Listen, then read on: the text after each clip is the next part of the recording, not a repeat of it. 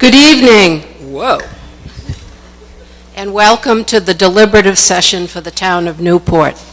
A few housekeeping items before we begin. If you are not a registered voter in the town of Newport, please sit in the back. The exceptions to that are those who are town employees who may sit in the front if they are needed to be called on to explain any of the articles we'll be discussing.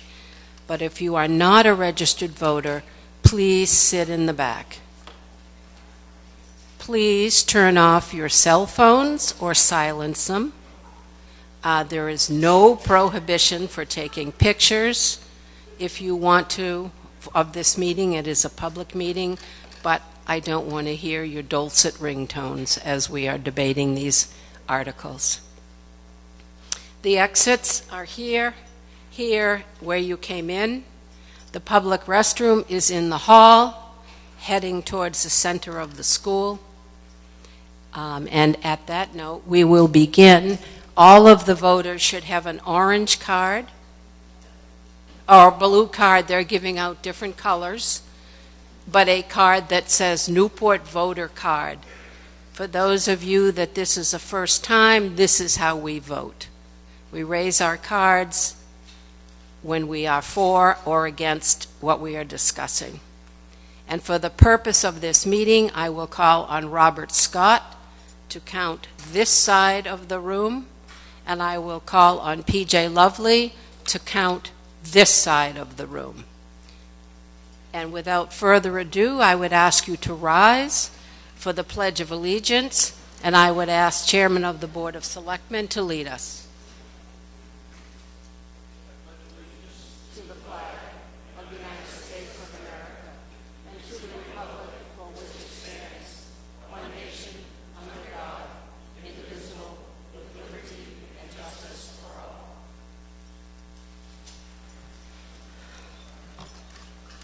I would ask that you take a moment of silence to collect your breath, to think about what we do here because we are a free country. And I would ask that you remember the people of the Ukraine for the healing of our country, for those who have lost everything due to tornadoes and storms this year, in memory of our Newport citizens who died since our last town meeting, for those who die every day from gun violence and addiction, for an end to racial unrest against Asians, blacks, indigenous, and other persons of color.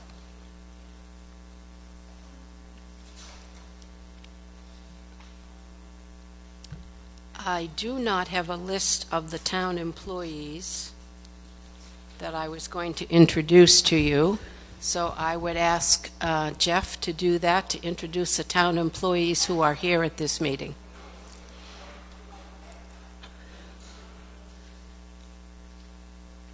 All right, we have our town manager.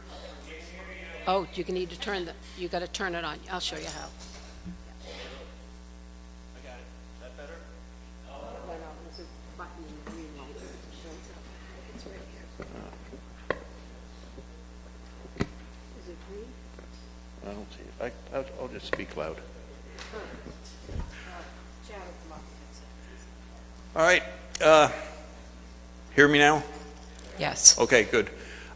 We have our town manager, Hunter Reesberg, here. We have our public works director, Todd Cartier, our police chief, Alex Lee, our fire chief, Steve Yanuzzi. We have our finance director, who, if no one knows, it's Paul Brown over here in the corner, new guy. We have our recreational director, PJ Lovely.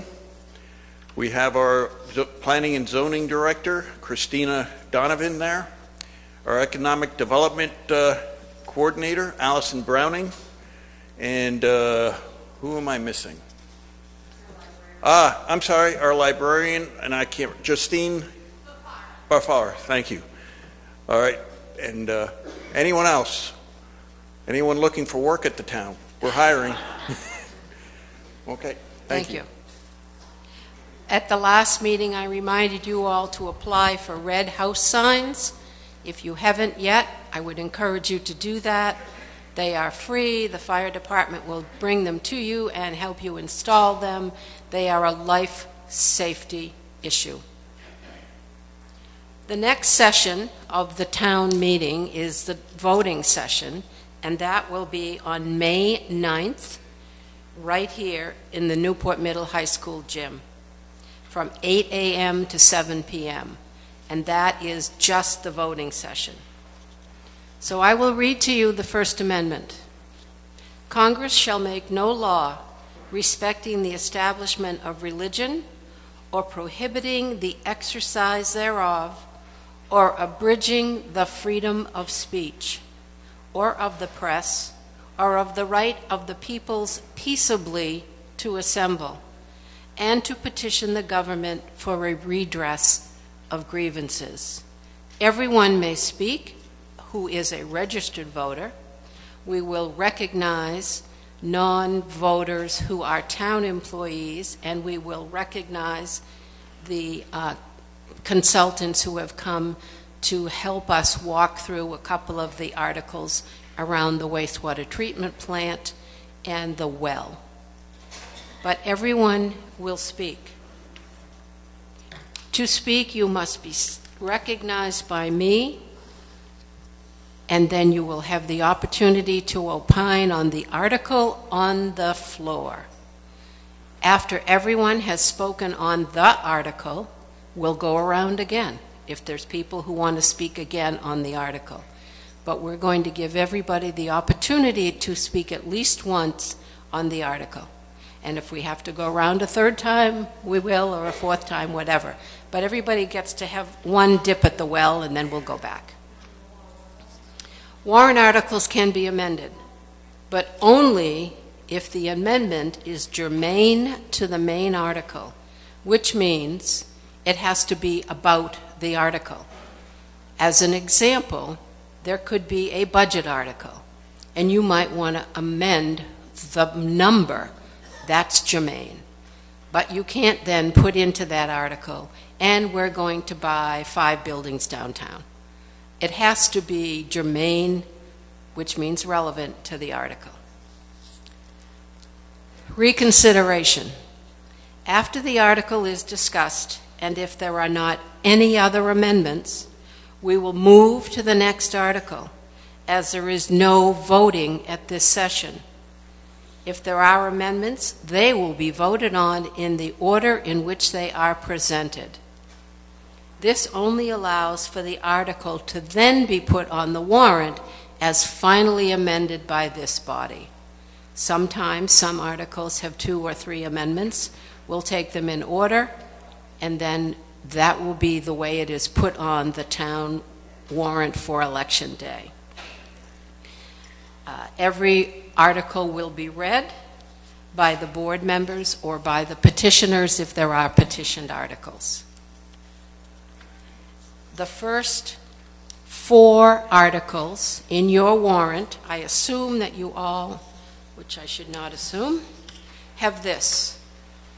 This is the warrant, the proposed warrant. If you don't have one, the supervisors of the checklist have them in the back. The first 4 articles are not articles that we will discuss because they are done by Australian ballot on Election Day. There are 2 3-year seats for selectmen. There are 5 candidates running for 2 3-year seats. There are 2 incumbents, Herb Teller, Barry Connell, and the other 3 candidates in random order are Doug Ring, Jeff North, and Bert Spalding. There is 1 town clerk to be elected, and there is 1 candidate, the incumbent Lee Dufort. There is 1 treasurer to be elected, and there is 1 candidate, the incumbent Lisa Morse. There is 1 trustee of the trust funds, and the candidate is William Wilmot. So I will ask for someone to move Article 5.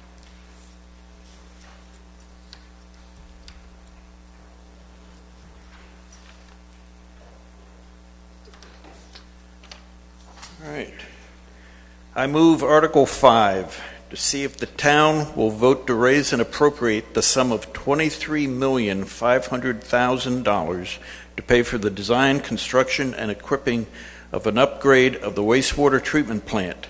$13,450,000 to come from federal and state grants, $51,000 to come from the sewer fund surplus, and the balance of $9,999,000 to come from the issuance of bonds or notes under and in compliance with the Municipal Finance Act, RSA 33, and to authorize the Board of Selectmen to issue and negotiate said bonds or notes and determine the rate of interest and the time period thereon, and to take other such action as may be necessary to effect the issue, the negotiation, sale, and delivery of such bonds or notes as shall be in the best interest of the town, and to further authorize the Board of Selectmen to apply for, accept, and expend such monies as become available from the federal and or state governments for use in conjunction with said project and pass any votes thereto. This is a non-lapsing article per RSA 32:7, Roman numeral 3, and will not lapse until the project is completed or by June 30, 2028, whichever is sooner, in accordance with RSA 33:8-F. A 3/5 majority vote is required. This is recommended by the Board of Selectmen. Note, there is no tax impact from this article. Repayment of this debt expected to come from the sewer fund. Is there a second? Do you wish to speak to the article? I'd like to introduce our engineer from Wright Pierce to do a presentation, if I may. Right. Mr. Michael Curry is the engineer from Wright Pierce, who is a non-resident, but who will speak to the issue as the engineer.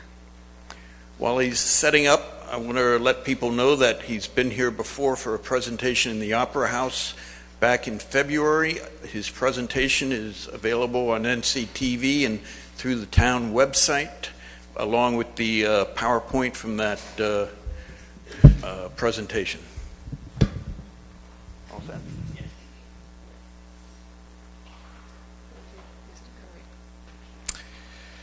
Thank you very much. I appreciate everyone showing up tonight and hearing some of the discussion about the wastewater treatment facility.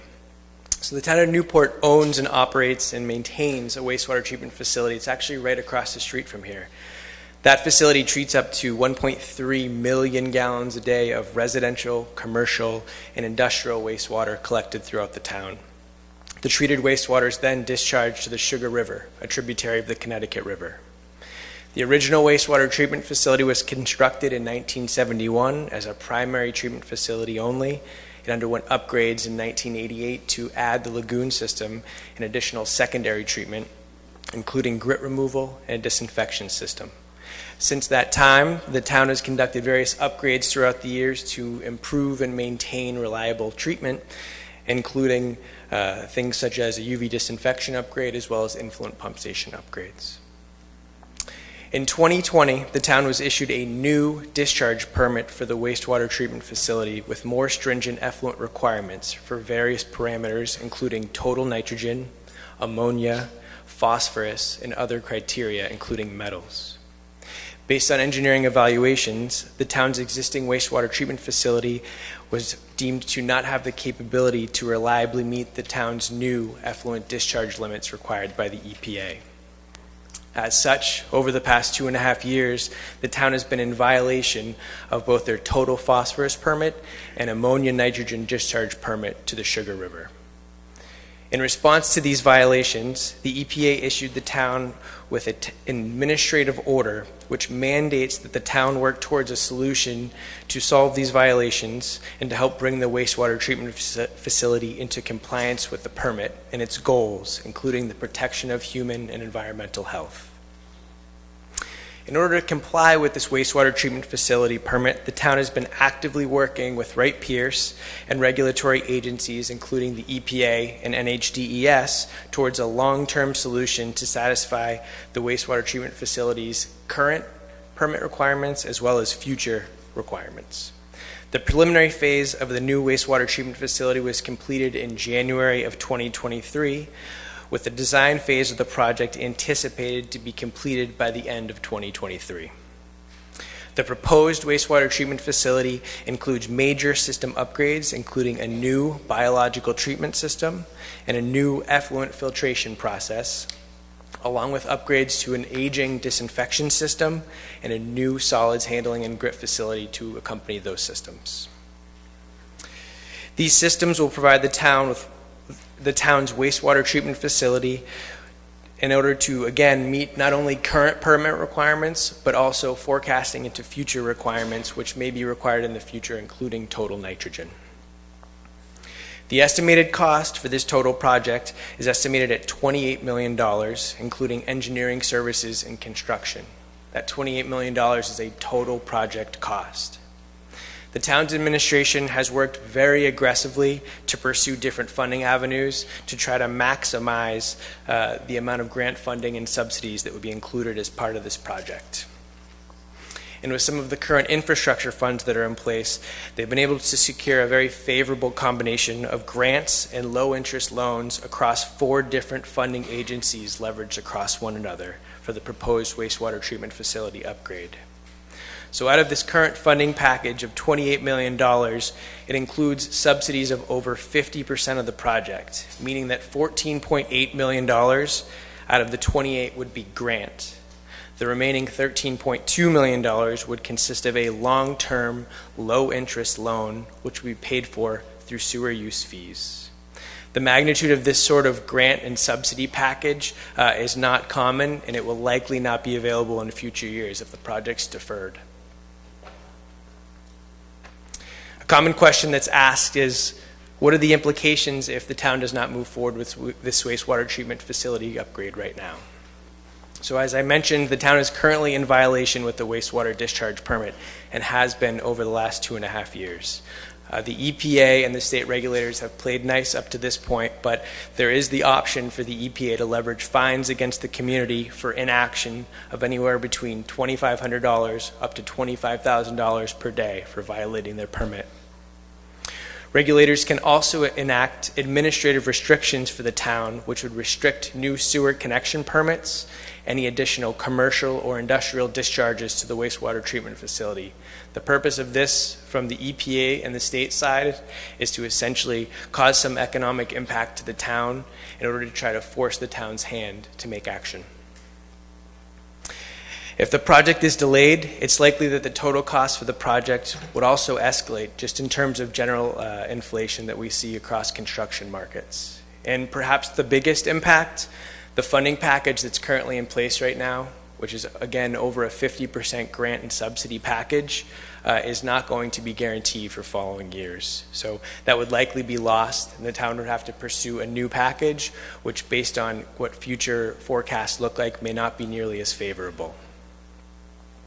That concludes my comments at this time.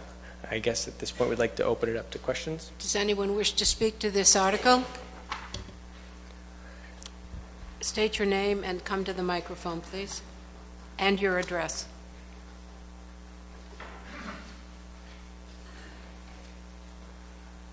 Darrell Jones, 83 Laurel Street, and I see how you're saying that there's going to be no impact on taxes from this, but what is it going to do for our water use costs?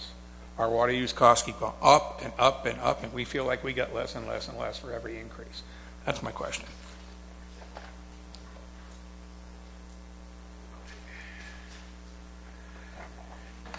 That is a serious concern, and one that I've had as I've been, I guess, observing how the town, Wright Pierce, and the state and the feds have been working to put this together. The cost of this has been spiraling up. We're right now looking at a $28 million cost. The estimates that are in the PowerPoint that were presented in February or such, there's a slide there called "How Will This Impact Sewer User Fees?" And these are just ballpark. Everyone is going to be different. Taking an existing sewer user, estimating about 4,000 gallons per month, The average sewer bill is about $52 a month in this scenario, about $617 a year. We're looking at an increase of 30%, well, in 2023 here, so shortly, which would increase the monthly sewer bill to $67 and the annual one to about $802. And then in 2024, 2025, and 2026, the proposal, at least in the PowerPoint, it's something that the Board of Selectmen would have to vote to increase these rates, would have them going up 25% each year. So by 2026, the monthly sewer bill would go from $52 to about $131, which, you know, is a lot, but also about the same time I was seeing this, I had a chance to talk with someone who just had to replace their septic system. After 20, 25 years, the septic system has to be replaced, from what I'm hearing or have heard. The newer ones that are available, they need to be replaced more often. So the impact to the sewer users will increase probably, you know, say 125% or so over the course of the next 4 years. However, if you talk to people who are on a septic system with what it would cost to put it in and replace it after 20, 25 years and the cost of pumping it out, how often they do, it may be not that much different than what people on septic systems have to do with their systems. It is a lot of money. I've expressed my concerns to some of the federal people funding this, that, you know, they're like, you know, you're asking a lot from a small community, but this is where we are. And the cost is something that if we don't go with it this year, the best possible case is we'll end up having to do it in a year or two, and just inflation is going to drive up the cost of the project. And the interest rate we are being offered by the federal government right now is 1.5%. It's probably a couple years ago, 1.5%, that's pretty good, but in today's market, 1.5% is nothing that they're guaranteeing beyond this offer today, or this year. So, I don't know. Anyone else who wishes to address this article, come to the front, state your name and address. No, you may not.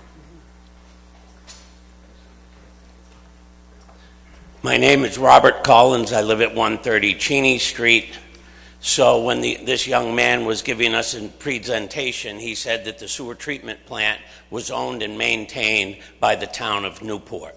So I want to know why the Board of Selectmen did not have the courage and the guts to put this on the tax rate instead of bankrupting all of the sewer users and driving all of the old people out of town.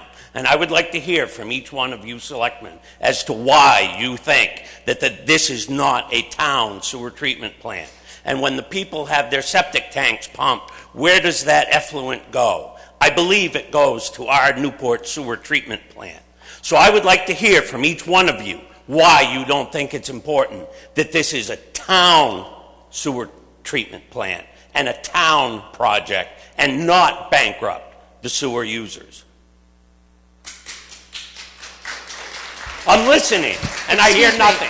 Excuse me, first, please. Mr. Collins, the board has the option to respond to you or not. I will Thank you.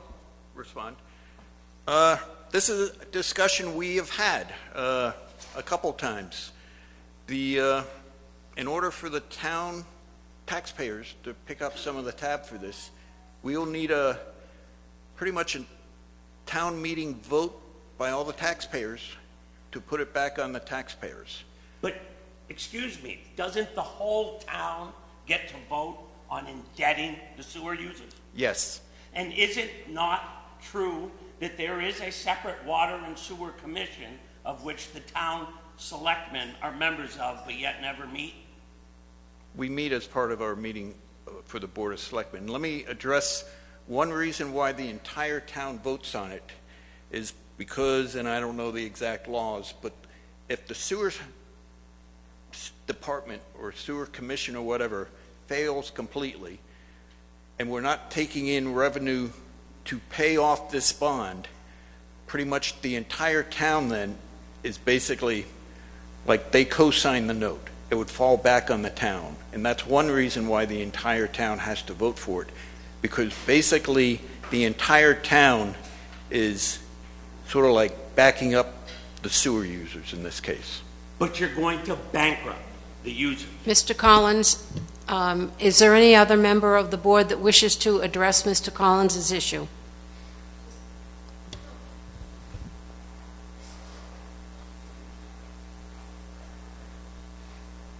Keith Sayre. I live at 70 Meadow Road. I'm on the Board of Selectmen. I understand your concerns. It's a concern of mine because I'm on the same system.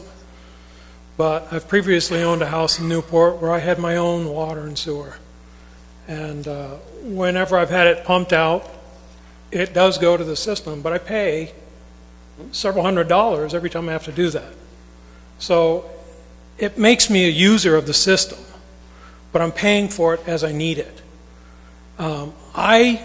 If I wasn't on the system, personally, I wouldn't want to be getting stuck with a bill for it. As a user, it looks like my annual cost is going to go up, at least from the numbers that I've heard. Don't quote me, because I don't know the exact numbers, but it looks like it's $300 or $400 a year. The first year. Every year, it's going to be that much more every year. And how are the elderly people that are already struggling to pay high heating costs and high property taxes? I'm already there, but also, when it's time for me to get a new car, I don't go without because I can't afford it. I don't have any trouble buying a new car at $500 a month. So our Mr. Collins, this is not a debate. Okay. You asked for an answer. Yeah, and so I encourage everybody to vote for it because I'm going to. Is there any other member of the board that wishes to address Mr. Collins?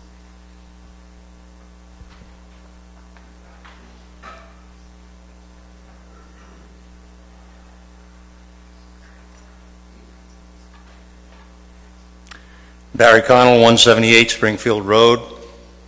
Water and sewer, I supply to myself and my house. I understand what you're saying, and it presents a conundrum for me in terms of people can only stand so much. I understand that. But I just had to replace part of my water system, and it was not inexpensive to do that. So, I do incur costs too. It's something that I think continues to need discussion. If you want to hook me up to the town sewer and water, I'd be more than happy to have you do that. It's easier on me. I don't have to worry about, bad summers when we don't have worrying about the wells, things of that nature. And that part, that's part of the issue too. So that's my answer, Bob. Thank you. Is there anyone else? Oh, I see you. Jim Burrows, 229 Skyline Drive, Newport. Obviously, I understand the issues and concerns of the costs. For those people that have their own wells and septic, if they are unable to pay for their repairs, is the town going to pay for their repairs? No. It's a user fee based. We get that. It is a hardship for a lot of people, same as if they have their own systems and have to pay to repair those. And that's basically the same thing that I've been hearing for years and years, but most communities around, when there is such a large capital project that is a benefit for the whole town, regardless of whether you are directly connected to it or not, it goes on the tax rate and it is supported by all of the taxpayers. Mr. Beard, you're done. Thank you. State your name and address. Man in the back with the red hat, I saw your card. You're next. Tim Beard, 221 Springfield Road. What is the current capacity of the sewer treatment plant? It's a 1.3 annual average day treatment facility. Okay. And has that changed over the last few years, or has that been what it's been right along? The design capacity remains the same. It's just based on what the influent loading in. That's what it was originally designed for. However, I would note that it's, again, you're in violation right now, so. Yeah. I just have a form from the Department of Environmental Services in New Hampshire. It says that our capacity is 0.7 million gallons a day from 2020. So that's the reason I asked that, because it seems like you say that it's double the capacity. The state says it's only 0.7%, which is a huge difference. If the current system is 0.7% and we're putting in 1.3, it seems like we're doubling the cost of it, doubling the size of it. So I'm just looking for clarification on that. Yeah, it's a fantastic question. So currently your NIPD's permit, your discharge permit, actually says in it that the treatment facility is designed for 1.3 million gallons per day. You don't necessarily receive that much from the town's perspective. That's probably where that 0.7 MGD roughly number comes from. So currently the town sends roughly 50% of that 1.3 MGD to the treatment facility. In order to not incur additional costs, we've designed the new treatment facility to have a 0.7 MGD capacity with a little bit of buffer space so that you could incorporate growth into the next 20-year future, but not supply tanks that are overly large, which is just additional construction costs, additional engineering costs. So we have right-sized this treatment facility. We actually maintained your existing lagoon system so that if you did get flows that were higher, it would actually flow around the treatment plant to those lagoons and then be pumped back to the beginning of the treatment facility. And the way that we work it with EPA is so that you don't actually have to give up your treatment capacity. That's something that many communities have a hard time fighting to hold on to, so that if you did need that in the future, you would be able to use that. Gentleman in the back, come to the front, state your name and address.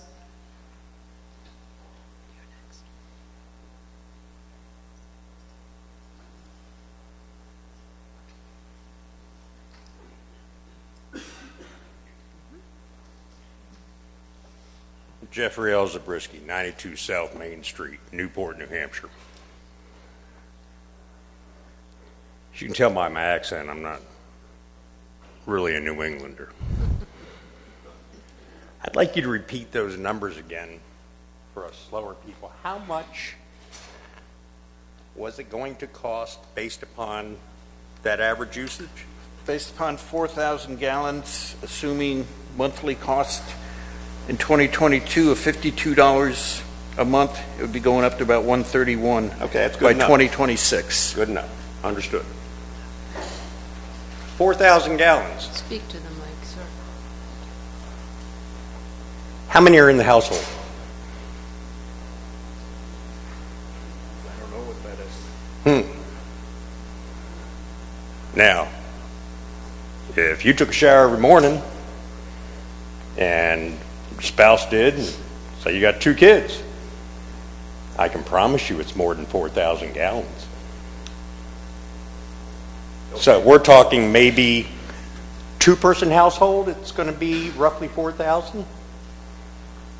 You're the expert. So this number was based on, I believe the EPA number is roughly 2.4 people per household, and an assumed per capita per day use, including things like showers, laundry, all the other components that make up it. 2.4 people per house. And I see the increase. Suppose you have more than 2.4 people per house. I'm not sure how many of you do, but I can tell you in our household there's more than 2.4 people. So, let me ask you this. What if I wanted to drill a well? Can I do that in Newport?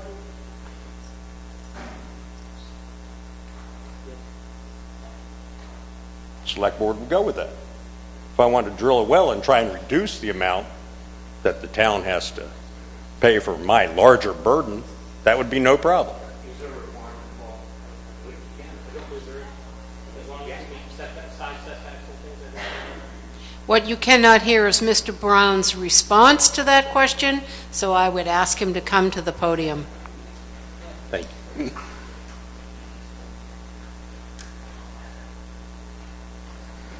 So the answer was, I believe that you can. You need to meet planning and zoning setbacks from side abutters and things. But we do have private wells in the water district. Thank you. Further question? Yeah, that was a good question. The reason I ask is, getting real expensive to feed the family nowadays. Got a garden. Costs a lot of money to water the garden. It ain't raining.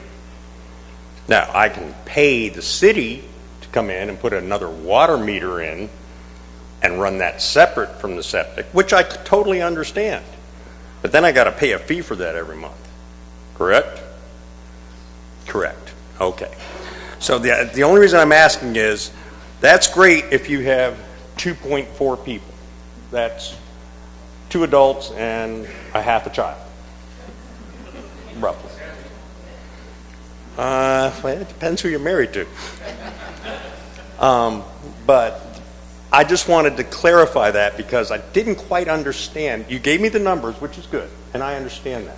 And I understand the position of the town. And I understand the battles that should have been fought a long time ago were not fought and should have been. And I'm hoping none of you gentlemen were here. And I'm new. I'm learning about it. I've learned a lot. This was not a fight I had this dog in. But I was just curious about to the residents who live here and have to pay that. Because I can tell you my water bill is a whole lot more than that. And it's going to go up that much more for the next 4 years, as I understand it. Now, at the rate of inflation, I'm sorry. I can squeak it out, but I know half this town probably can't. So I'm just asking you, what are the other options to look at later, not at this meeting? How can we develop something different? Who can we partner with? Who can we, discuss? And as much as I have been in the federal government, the EPA is not your friend. If they say they're here to help, they're not. So I understand where you're coming from. That's the only question I had, and I appreciate the honesty and integrity. Thank you. Thank you. Let me comment on a few things. The 4,000 gallons was just used to provide a scale. So if it's 8,000 gallons you use, it would be double the amount per month in theory. And looking at the history of this, probably a decade or so ago, the Board of Selectmen at that time actually did do a renovation at the wastewater treatment plant to meet the requirement from the EPA as we had it at that time. Back a decade or so ago, it was a $3 million project. The town hired an engineering firm that was blessed by the New Hampshire Department of Environmental Services. We built that building out there, which is going to be repurposed under this new renovation. Thought it was all good. It was a new technology. The engineering firm is the second largest in the world as far as working with water and wastewater. As I said, it was a $3 million project. We turned it on, and it didn't work. Complete failure. The town ended up suing that engineering firm, and it took probably a good year or so, and cost us probably close to $1 million in legal fees, but we got the $3 million back. And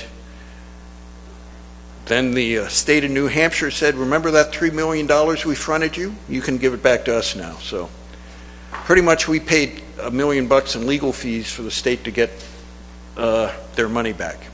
But meanwhile, time goes on. The EPA has revised their requirements, and we have been working with Wright Pierce for a while and looking at meeting the new requirements. And quite honestly, in the past year or so, the cost of this has gone up. It seemed almost every time I asked how the progress was. I can tell you that we have been seriously looking at getting as much federal and state support as we can on this. The gentleman at USDA Rural Development, who's basically saying how great it is we got $6 million bucks, you know, we had to really push him, followed by the name of Eric Law.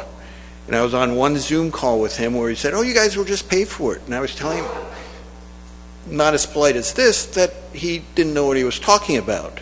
And apparently, you know, because the public works director and the town manager have been talking with these people, it's like you're just, you know, the employees, but supposedly I'm the selectman, I represent the people, and I tell them, you know, we're not going to pay for this. They came forward with some more money.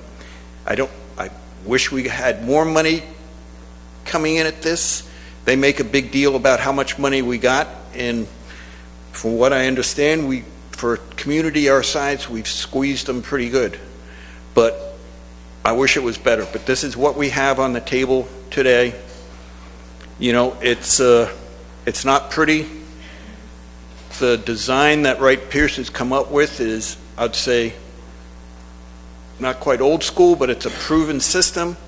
As the EPA starts throwing new requirements at us in the future, it can be adapted to meet those new requirements. And you know, the interest rate, as I said, at 1.5% is probably something that we would not see again. I'd say this is the worst offer we have, you know, to go forward with this. So, Todd Fratzel. State your name and address.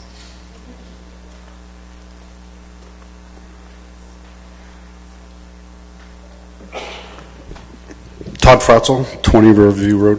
Mr. Collins, I want to put in perspective your plea to have every taxpayer pay for septic, your sewer upgrade. You talk about the elderly being taxed out of this thing. What do you say to Mrs. Jones, who's 85 years old, who's on a septic system? You have her start paying in her taxes to upgrade that sewer system, and her system fails. $25,000 later, amortized over 15 years. She won't live that long, but she's looking at $2,500 a year, plus disposal, plus your tax to help pay for your upgrade. It makes 0 sense. It's a ridiculous argument to even consider having people that have a sewer system, their own sewer system, pay for this thing. You know, I'm on town water. Do I like the increases? Nope. I have a septic system. Paid $20,000 for it. You know, I pay Stearns to dump over here, and I pay a fee for that. That fee's going to go up when this thing happens. So it sucks. You can't win this argument with the EPA. You know, people are saying, well, we just won't do it. Sure, you can take your gamble with the fines. Guess what's going to happen? Judge is going to come in, going to rule, going to force the construction of it, and then the state's going to turn around and adjust the tax to collect it. Meantime, you're spending money on lawyers. There's no way out of this. We are extremely fortunate that the money that's been put on the table right now, if you don't vote for this, it's absolute suicide with that sewer treatment plant.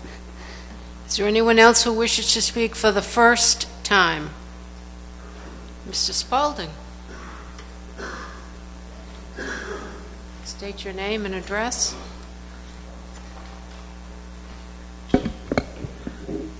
Bert Spalding, Sr. I'm not on water or sewer. I have a septic system, and I'm taking exception to Mr. Kessler's numbers that he used. We moved into the house in 1976, and we're still on the same septic system. That's 46 years.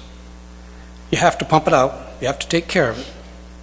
So if the numbers being used are from people who are not taking care of their system, then they make sense.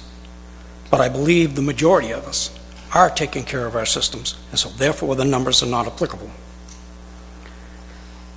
But this is kind of like a robbery. The guy's got the gun to the back of your head, and he says, I want your wallet. Guess what? The answer is yes.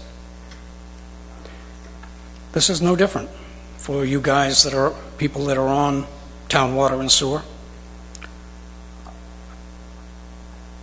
If in fact you are 100% sure that you are running what you are running on the town side at the best efficiency, with the best people, in the best way. And that's your challenge. But if you don't do this, the guy with the gun to the back of your head, that's the Department of Environmental Services. In probably another 20 some odd years, I won't be here. But I will bet you money that DES puts a lot of municipalities and a lot of people in bankruptcy. We need to preserve what we have, but if we can't afford to have it, then we're just visitors. Mr. North, state your name and address. Jeff North, 25 Main Street. So I have a question, since we're talking about the life of septic systems, et cetera. What did you expect the lifetime of this improvement to be?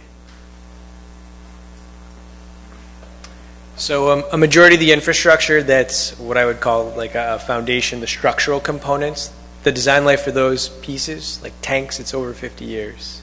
But you're upgrading.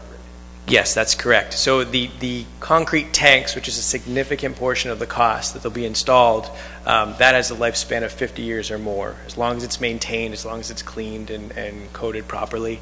The mechanical equipment, typically, when we talk about mechanical equipment, we think about things like pumps, valves, items like that. That can range from anywhere from 15 years to 25 years, depending on the type of service that it's in. But the meat, I would say probably 30 to 50% of the cost of this wastewater treatment facility has a lifespan of 50 years or more. So, with that said, a couple questions that I have, because I don't like when there's discussion of what it's going to cost the sewage user. Now, I understand this is not a water issue, this is a sewage issue. This is one side of the equation of what we pay for. That no numbers are presented for what is this increase, where do the taxpayers pay for it? Like, do we know? Is that number presented anywhere here? If we're to be picked up across, I would just like to see the number. How big is it? How small is it? What's the impact? We're not really comparing anything here. We're just comparing a guess. Maybe someone knows what that would be. I don't know what that would be. So that's one thing. I understand the argument of some paying for it and some not. I also am concerned when you have major users like Ruger's. What's the impact? When do they leave town? Do we know? I also have a concern that when you amortize something over 15 years, the guy at year 16 has an incredible benefit. How about that? I lived in my home on septic and well for 10 years, and then I moved in town. If this had happened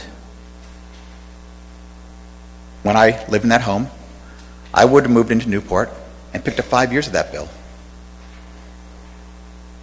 How about the guy who moves in 15 years? He picks up none of that bill.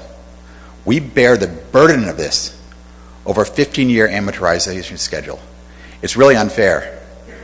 And I think it really warrants a further look into this to be looked at as an overall tax question. We don't have enough information here currently to make a decision that makes sense. I'm not saying it wouldn't go one way or another, but I would like to be presented with the entire picture. Thank you. Is there anyone from the board who wishes to address Mr. North's question relative to the effect on the tax base? You're asking what the tax impact would be if it was put on all users, right? That we don't have an answer to.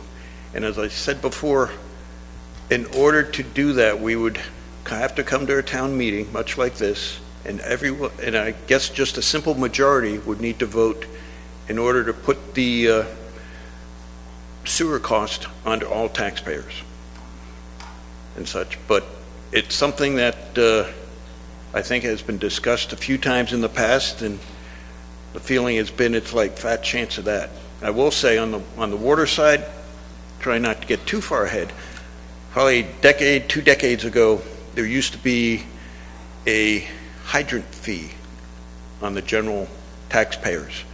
I would ask you to refrain from this discussion until we discuss the waters.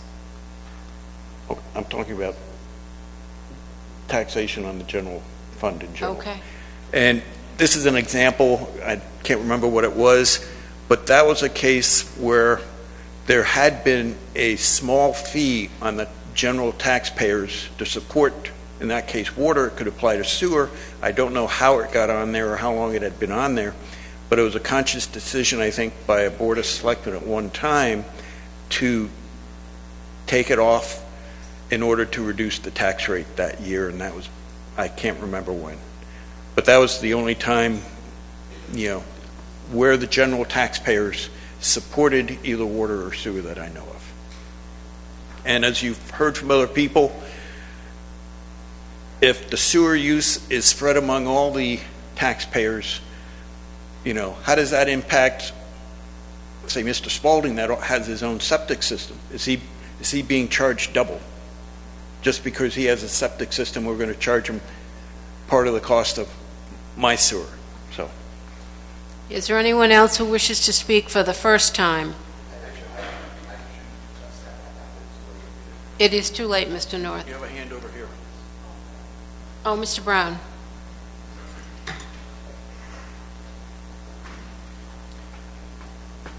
So previously I have not looked at this, but on a quick estimation, it looks like it would probably be about $1.30 on the tax rate in the first year, a little bit more in the second year, but again, that was a quick estimation. One thing that I would say is, given what the USDA is giving us on this project, both the interest rate and the $6 million, I think this is the year to pass this. If there's a discussion about putting it on the tax rate, that would be the year that we start repaying the bond and we start paying for the additional operating expenses, which would be 2026, and then a warrant article at that point in time saying we move half of that onto the tax rate, and then the voters can all vote on that. But we need to pass this year, or it's going to cost us a lot more in the future. Anyone else for the first time? All right, for the second time, Mr. North.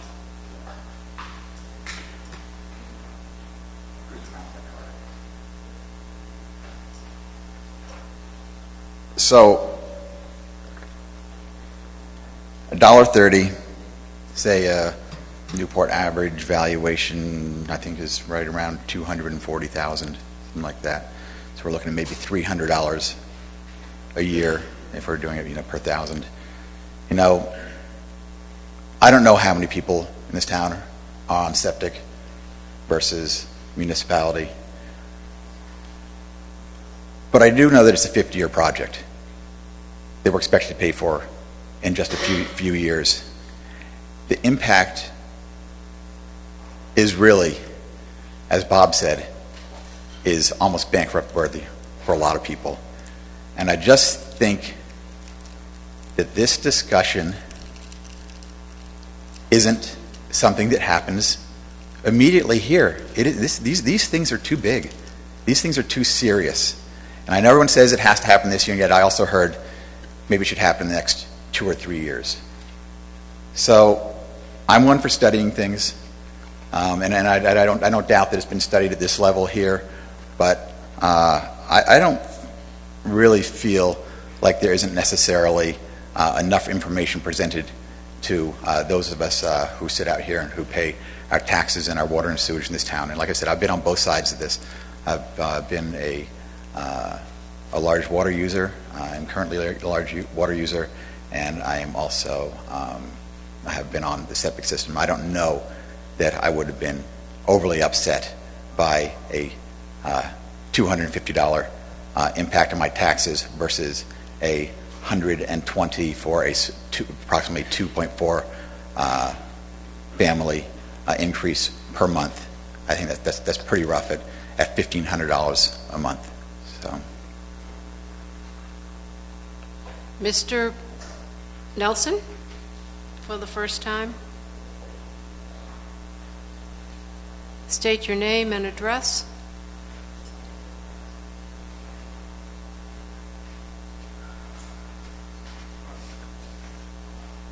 Ben Nelson, 73 McDonough. We have a well and septic, but I benefit from Ruger being here.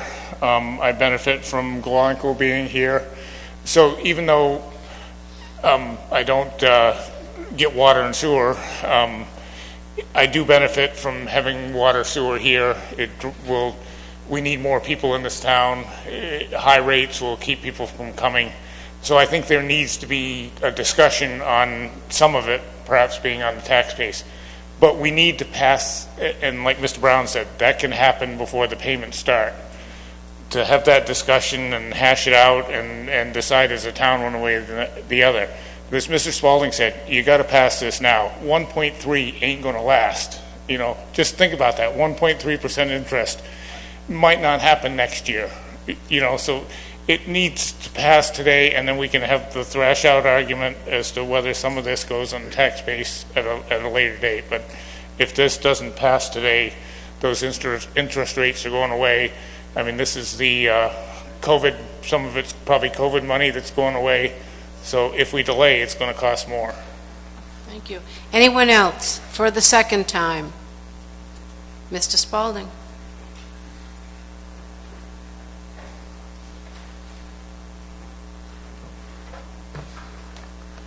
I would like a clear answer on the cost per gallon of the water compared to what we have now. I'm thinking that the people out here cannot extrapolate that percentage because they do not know how many gallons they use. They don't carry it in their memory. So if you were to say 1 gallon would go up 10 cents, then they could, at that point, say, well, I don't know what I use, but I can look at my bill and I can do an extrapolation. We've got to do an easier way to communicate that cost increase in order, I believe, to get the people to say yes. So what is a better way to do that? If I know my bill last year was $800 and I know the water's going to go up 5%, I can do that right at my kitchen table. So can you give those numbers of what a gallon of water would cost? And say that gallon of water goes up 8%, then the person looks at his $800 bill and says, get in 8%.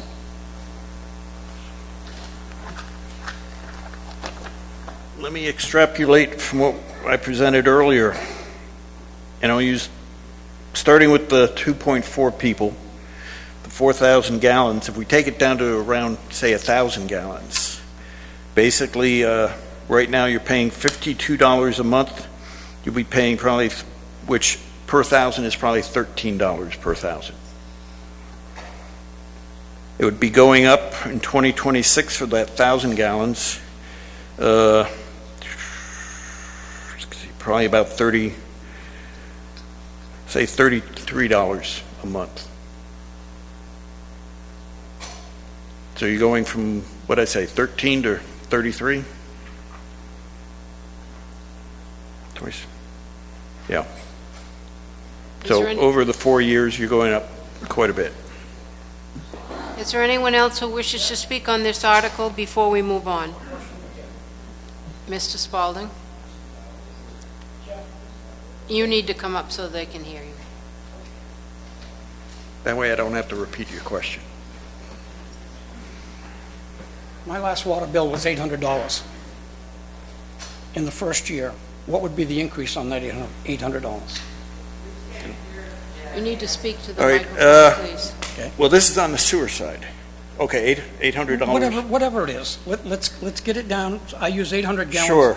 800 gallons, we're looking at a 30% increase, which would be another $240. Okay. So what I'm trying to get is so that the people out here can do that, their own calculation. The simplicity of it Yeah. rather than the... Yeah. What we're looking at first year, an increase of 30%. Whatever your bill is for sewer this year, 30%. And then each of the next 3 years be 25% more each of those years. Is there anyone else who wishes to speak on this before we move on to the next article? Just one repeat one point. This sheet I have, how will this impact sewer user fees? This is part of the PowerPoint that could be gotten to through the town website. It links you to the Wright Pierce's a page at Wright Pierce that has, it's probably like a 20, well, this is page 36, but it's the PowerPoint that was presented in the Opera House back in February. Along with there is a copy of I guess, our current permit, which is 181 pages if you want to read through all that, and also the order to basically clean up our waste from the EPA, which is, I think, 10 pages and might be easier reading. Mrs. North, state your name and address. Heidi North, 25 Main Street.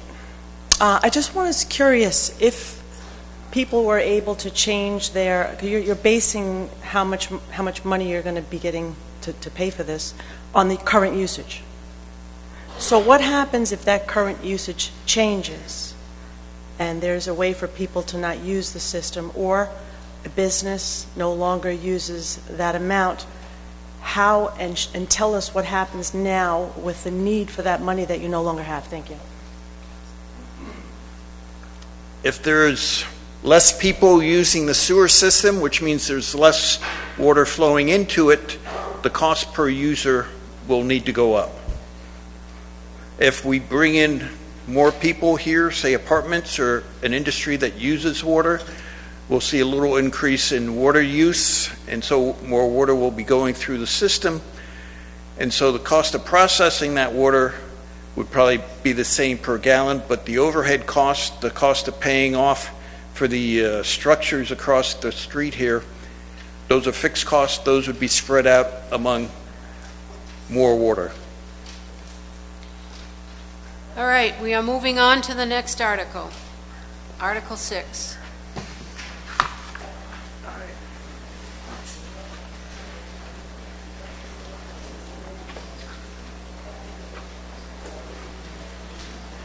I would ask that you keep your rumbling to a low so that your neighbors can hear the presentation.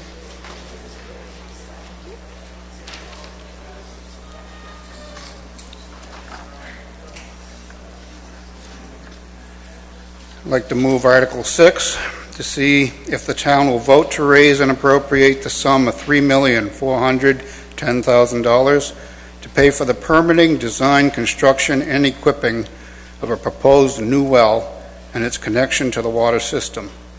$2,837,200 to come from federal and state grants, and the remaining $572,800 to come from the issuance of bonds or notes under and in compliance with the Municipal Finance Act, RSA 33, and to authorize the Board of Selectmen to issue and negotiate said bonds or notes and determine the rate of interest and time period thereon, and to take such other action as necessary to effect the issuance, negotiation, sale, and delivery of such bonds or notes as shall be in the best interest of the town, and to further authorize the Board of Selectmen to apply for, accept, and expend such monies as become available from the federal and or state governments for use in connection with said project, and pass any votes thereto. This is a non-lapsing article per RSA 32:7, Roman numeral 3, and will not lapse until the project is completed or by June 30th, 2028, whichever is sooner, in accordance with RSA 33:8-F. 3/5 majority vote is required, recommended by the Board of Selectmen. Note, there is no tax impact from this article. Repayment of this debt is expected to come from the water fund. Is there a second? Do you wish to speak to the article? I don't know if there's anything more I can say about it. We've had a couple of meetings, public meetings, referring to this. This particular well would be out the other side of the airport. Its intended use is as a backup to what we have now at Gilman Pond and the Pollard's Mills well. And having a well at both ends of town, or a water supply from both ends of town, would give us water security in case we had a blowout of a main up on Unity Road where most of our water comes down. We'd still be able to supply most of the town with water while that was being repaired. Is there anyone who wishes to speak to the article? Oh,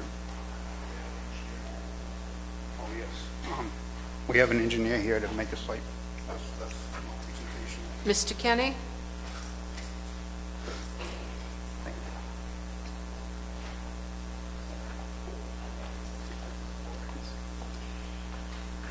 Mr. Kenny is a non-resident. He is the engineer working on the water project from Western and Sampson. Thank you, and thank you for inviting me to be here tonight. So Article 6 pertains to the town's North Well project, and kind of as mentioned, the primary purpose of this article is to construct a new public drinking water supply for the town in the north portion of the town, up past the airport off Corbin Road. Really, the purpose of this project is to establish increased flexibility, capacity, redundancy, and probably most importantly of all, the resiliency in the overall water system. Currently, as mentioned, all the water systems for the town are at the southern extent of the water system and really rely on water main infrastructure that's over 100 years old. For a non-technical term, it really puts a lot of eggs in one basket. The purpose of this project would be to diversify where your supply sources are to give you a little bit of a buffer in case there was ever an issue with any of the infrastructure on the south part of town. So the town has really, been proactive in recognizing this as potential vulnerability and trying to address the project, overall, and increase that flexibility. So this project began in 2018, 2019. The town conducted a hydrogeological investigation and a test well drilling program that identified the site and started to prove out its viability for water supply. This past year, the town applied for a large groundwater withdrawal permit through the state, and the expectation is that upon passage of this article, the town will move forward with drilling the actual production well this year and doing a 7-day pump test on that to basically prove out the final stage of the well's performance. They'll also make a point to monitor water levels in the adjacent wetlands, the Sugar River, and all adjacent private water supply wells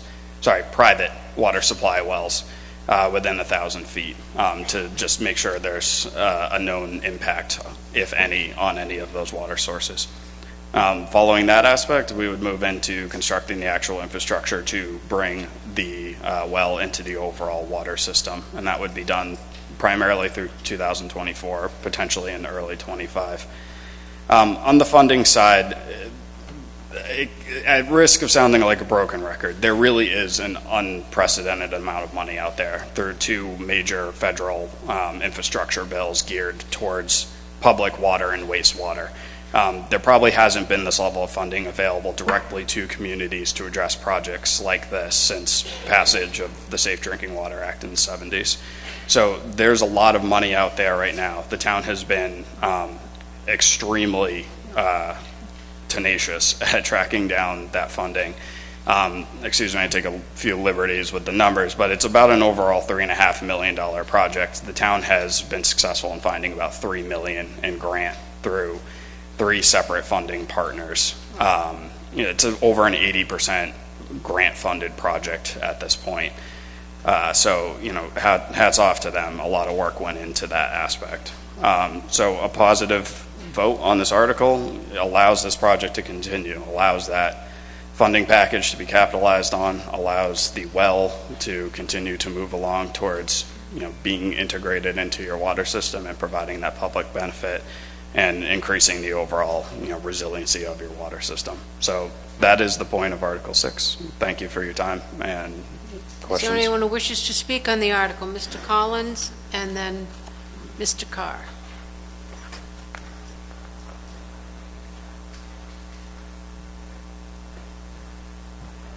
This one doesn't make me quite as angry because the impact isn't quite as bad.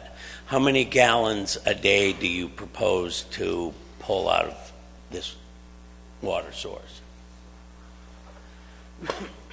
The well will be permitted at 400 gallons per minute, which works out to, I believe, about 580,000 gallons a day. That is a maximum capacity.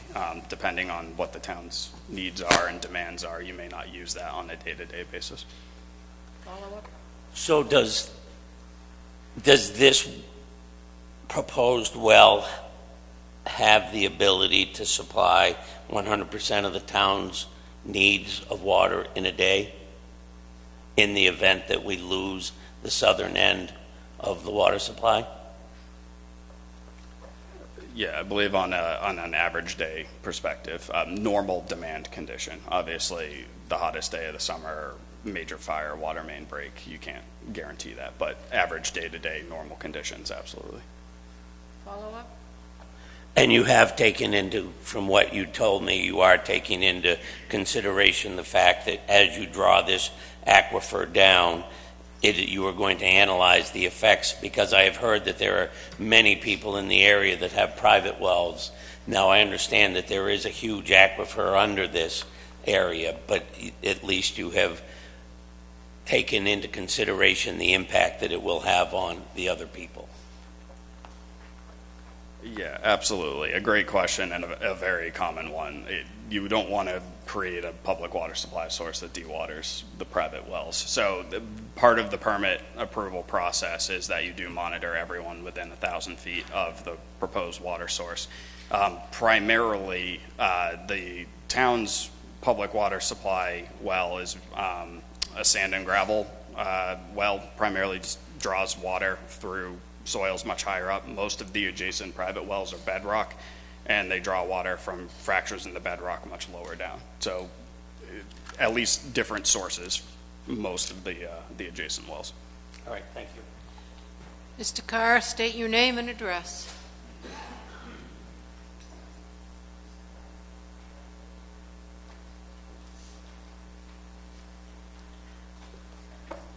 Ed Carr, Newport, you all hear me? It was kind of blurry before. I'm opposed to this article at this time for the sake of any of the users. We obviously got backed into the corner on the previous article. We have no choice. Even the non-users have to support us because we're all going to get fined if we don't, and I don't want to spend my last years in the shower and in prison. But I would like to I'd like to explain a little bit about this free money they talk about. I mean, I think we're overdoing this thing of these particular all these bonds and issues that we're getting. During the COVID, you couldn't buy toilet paper. It was $20 a sheet, so now it's about a nickel a sheet, but I didn't go out and buy 18,000 cases of it. I mean, we need to be thinking, like the television ad says, Liberty says, pay what you need to, right?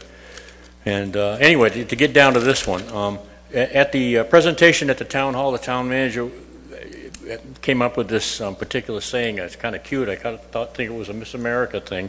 He said, "Water is life," and we've got, what, 1,300 users I think we're going to be dealing with, maybe up to a little higher than that, amongst us that are going to support this, along with the previous one, in fact, would have to.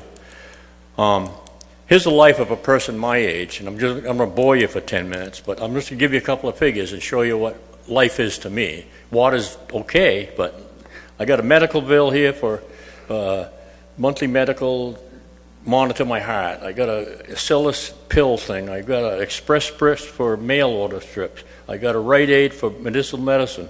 Acillus is that other company again for my monitor. Dartmouth Hitchcock, I have to travel to visit once a year. Valley Regional, the same thing. I know I'm boring you, right? I have to have heating oil, right? I have to have electricity. I have to have a telephone and groceries. So that kind of leaves me pretty well scratching for the rest of it. So what's left? Insurance. So what I may have to do is, if we get this, I may have to change my insurance policy to take a higher risk. I see this thing as an insurance policy right now. It addresses the water. It's a great thing, and we need to do it at some point. I just think the time is wrong. I think the fact is that, well, I call it an insurance policy. What did I want to? You lost my train of thought right there. That had to happen, didn't it? Add that to that list. Anyone else who wishes to address the audit? Did you wish to respond?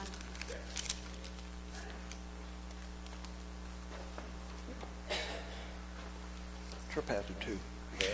I mean, Ed's concerns are valid. We all have them. We all have expenses. And the thing is, you know, as been said, all our water comes from the south end of town. What was it, 2-3 weeks ago, we had a break on Summer Street, had a loss of water pressure there. By the time Public Works got that fixed, there was an issue with, I guess, a pressure reducing valve that caused a break on by Cross Street. That took a while to find because it was right by the river, and it's like you're looking for the leak. I don't see water running down a street. Well, it was running right into the river. And unfortunately, because of that break, we had to ask Ruger to shut down for a shift. Our biggest employer in town, and because of the low water pressure, low availability of water, they had to shut down a couple weeks ago for one shift, probably part of a second shift also, until Public Works found the leak, was able to patch it, so we got water pressure back, got the water system back up online, and then then they went back and did a proper repair. This is like 82% funded by the state and federal government. I'm amazed how expensive it is to put in a well. $3.5 million, but that's what it cost. This well is not to provide, you know, more capacity into our system. It's basically to provide redundancy. And as we've seen a couple weeks ago, there are times we're going to need it. And again, a lot of this money is, you know, just available right now. There's a lot of money from the feds hanging around. The town manager and the public works director have been chasing after this money and pursuing this well. I think the site for this well was first looked at probably at least 20 years ago. The town was looking for it, and we have an opportunity right now to basically bring it online and, you know, reduce our concerns about losing our source of water. As was said, the pipes coming down from Unity Road are quite ancient, so I encourage people to seriously think about supporting this. The chances of being able to put in a redundant source of water for the town, you know, with 80-some% picked up by other parties, is probably going to be few and far between. Thank you. Follow up, Mr. Carr? Yeah, I remind you that problem was a structure problem, and it just doesn't address structure at all. You talk about tying it in. If we were to turn that whole system around, what's to say that the rest of the whole, we know we have a tremendous structure problem. I think we'll all admit that. And that doesn't address this. So again, it's an insurance policy that we probably can't afford right now.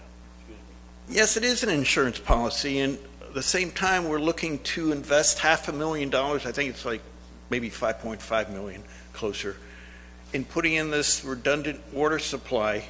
We are currently working on the piping coming down from Unity Road. I'm not sure how many miles it is from down into the center of town, but any infrastructure work is ridiculously expensive. Between I think $1.3 million approved at a previous town meeting, plus another $1 million we picked up either through Northern Borders or through an earmark, and we're pursuing additional federal funding all the time. We're working on the pipes coming down, but it's probably $50 million plus to upgrade all those pipes. So we're doing that at the same time as we're trying to get in this redundancy. If people feel it's like, well, we'll just fix all the pipes coming down, they'll be good in about 20 years, I think we're going to be disappointed, because we can't afford to replace all those pipes at once. So we need to have a backup source from a different direction than we're pulling now. Mr. Nelson, and then Mr. Fratzel.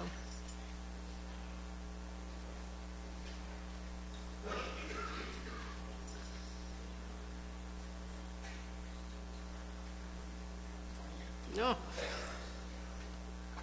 Ben Nelson, McDonough Road. Yeah, redundancy makes a lot of sense. I mean, in 5 years, the EPA could say no surface water, and that takes Gilman Pond off. And the Pollard's Mill well is not all that far from the old landfill. So redundancy, I mean, they've been talking about this site for ages, and redundancy does make a lot of sense. And question I have is, does the town own the land on this proposed site? A number of years ago, the town manager was talking about some non-owned town land and arrogantly said, we'll just take it by eminent domain. It's swamp land, it won't cost anything. So does the town procure the site already? Yes, the town does own the property surrounding the well and where the well is itself. Mr. Fratzel.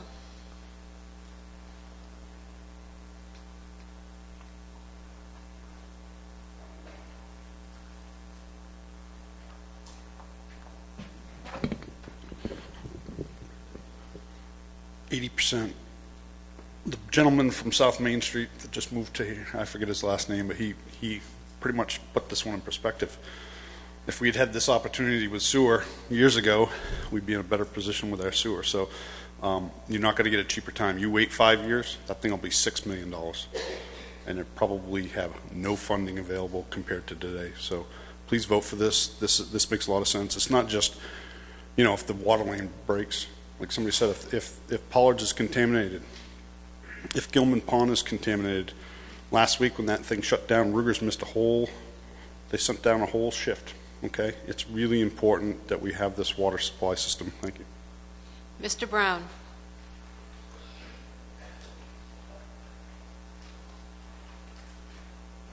Just wanted, nobody's asked, but there is no increase projected in the water rates for this project. We will be able to absorb it given the federal monies that will be offsetting the costs. Anyone else wish to speak for the first time? Anyone? Oh, Mr. Spaulding. What was that 20 years I won't be here thing? I'm not going to answer that. Well, the wife says she's got to have a new car. She wants a whole new wardrobe. She gets her hair done every other day. And you're going bankrupt. But if she left you, you'd have to make your own meals. So the problem here is, look at the menu. This is the second item, both hitting the same people. I am so glad that I have got a septic tank. But if you don't do this, the pipes coming from Unity, most are 100+ years old, downhill. When they break, gravity takes over, and they really empty out. There was a case not too many years ago on the Unity Road where they found the leak. They closed the shutoff valve too quick, and it broke further upstream because of the water pressure increasing because of the stop. That's how fragile the system is. So when that goes, they go out one night and they have it fixed the next morning and we're all set? No. Does Ruger shut down? So you turn this water on, and it is my understanding that it might do it, but it won't do it for a continued period of time. Because when you start drawing from a reservoir, it has already reached its height for that time, and everything you take out will drop it, depending on its surface area, how much you can take for a long period of time. So I come up here and say all of this to say a short prayer for all of you who are on the system. God help you. Is there anyone else before we move on? Mr. Lunn.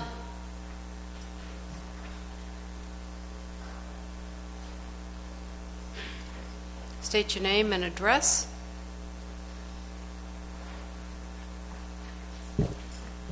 John Lunn, Fletcher Road.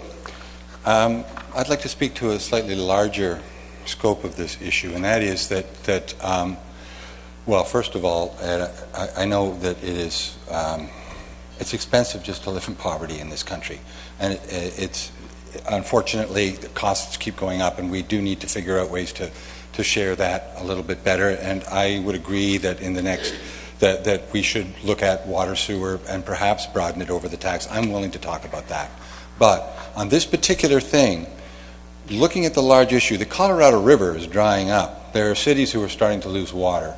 Water is going to be one of the next big issues in this planet, and we're lucky right here in this area that we have an abundance of water, that we can take showers every day, that we can water our lawns, that we can afford to do these things with the water we have. Whether we can afford the price may be another thing, but we have the water. But what happens if that changes? This commodity is of such value to us. It's more valuable than anything else. 3 days and you're dead without water. If something happens to our water supply and we have a backup system, we may all be going up there with our bottles to fill it up because we have an aquifer there that we can access, that we can have. I wouldn't talk about redundancy. I talk about necessity. With climate change and things that are going on in the world, water is a resource that we have to protect, and I think that we really, really need to look at making sure that it is available to us while we can. Anyone else who wishes to speak on this article? Daniel Adam, come and state your name and address.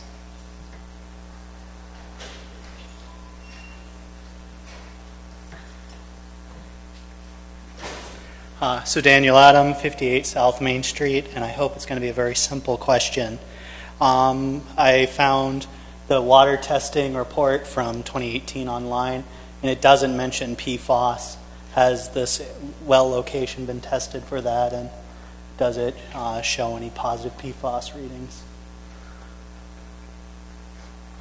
Would you explain the acronym? Sure. Yeah, PFAS is a family of chemicals, all primarily found in everything these days. It's been a very widespread problem. The proximity of the well's location to the airport definitely raises potential concern just by the association of that. One of the primary uses of PFAS was in firefighting foam, especially aviation firefighting.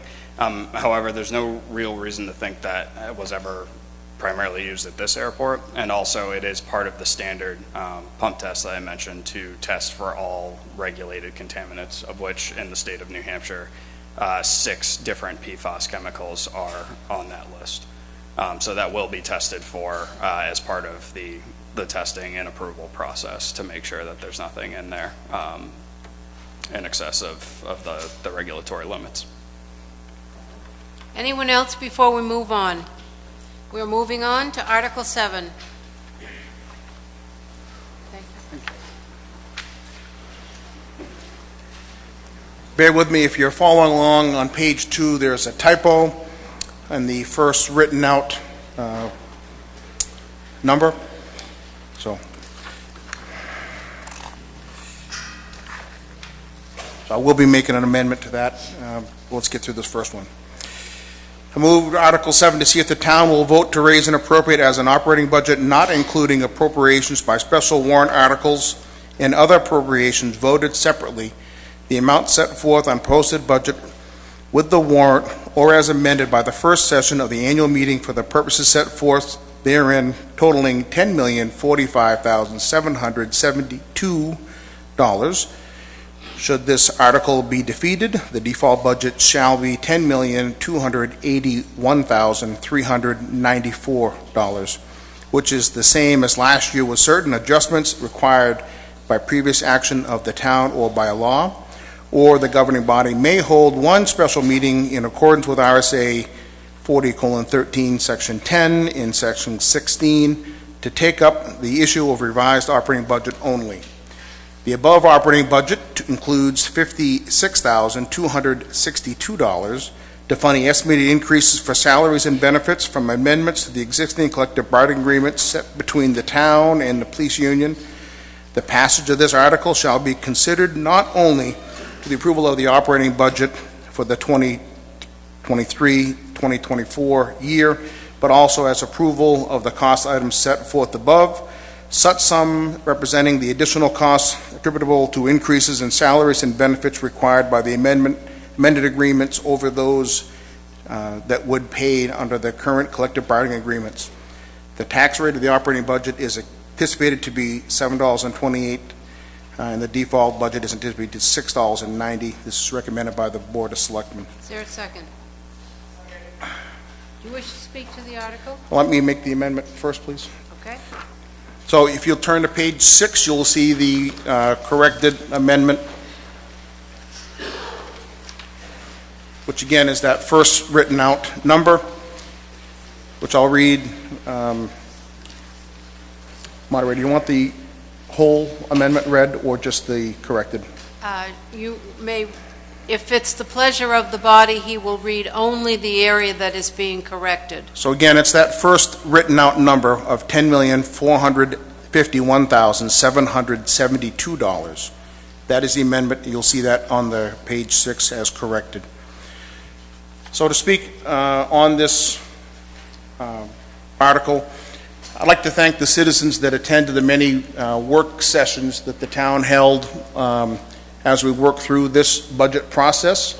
Every one of the department heads worked very hard to present a very modest, very refined budget. If there's any questions relative to any specific increases, I would ask our finance director to come up and speak to those. But this was a budget that was worked on very diligently by all the department heads and the board to come up with this very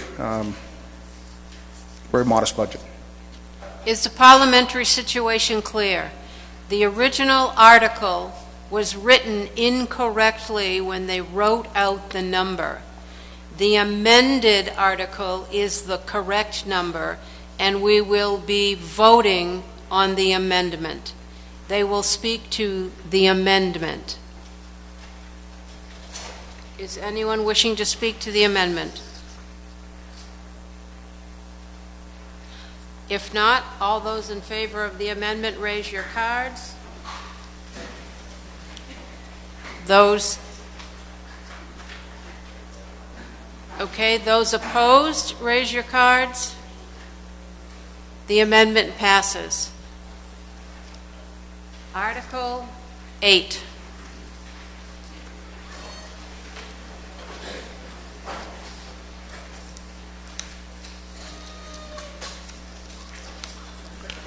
Good evening. Excuse me. You need to give me one. That's right. One for me, one for you. That's quite all right. Article 8, to see if the town will vote to approve the renegotiated cost items of the collective bargaining agreement reached between the town and the Public Works Union for the 4-year period starting July 1st, 2021 to June 30th, 2025, which calls for the following increases in salaries and benefits. Estimated increase from year 23 to 24 is $102,220. From 24 to 25, it is $14,250. And to further appropriate the amount of $102,220 for the cost thereof, such sums representing the additional cost attributable to increases in salaries and benefits required by the amended agreements over those that would be paid under the current collective bargaining agreement. The sum to consist of $59,613 to come from the general fund, $30,511 to come from the water fund, and $12,096 from the sewer fund.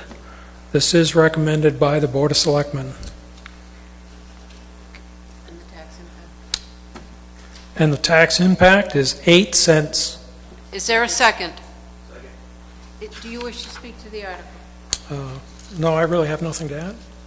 Does anyone have a question on this article? If not, we will move on to Article 9.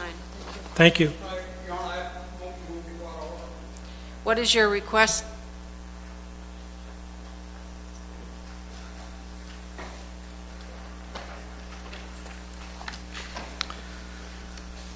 I move to bring up Article 21 at this point in time. Is there any objection from the body of moving Article 21 to this time? If not, we will take up Article 21 out of order. Mr. Spaulding, are you going to read the article? Yes, ma'am. Virginia, we had the conversation. You want me to read the article as it is now before amendment? Correct.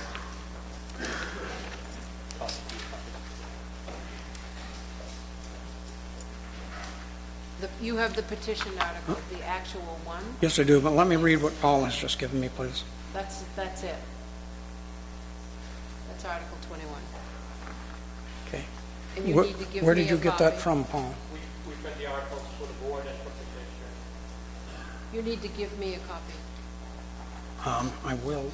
Virginia. It's your same article. Correct. It is exactly the same. They print it out from the warrant. They just make it in big print so I can see it. But it doesn't include the change. No. Whatever was on the warrant. Okay. Just what was on the warrant. Okay, I guess I'll read the larger print.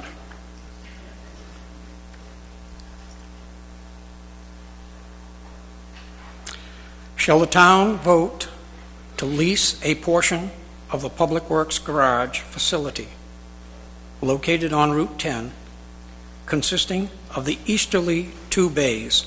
That's the two bays on the Route 10 Read side. the article as it is written. Oh, yes, ma'am. That's not the first time she straightened me out. All right, where was I?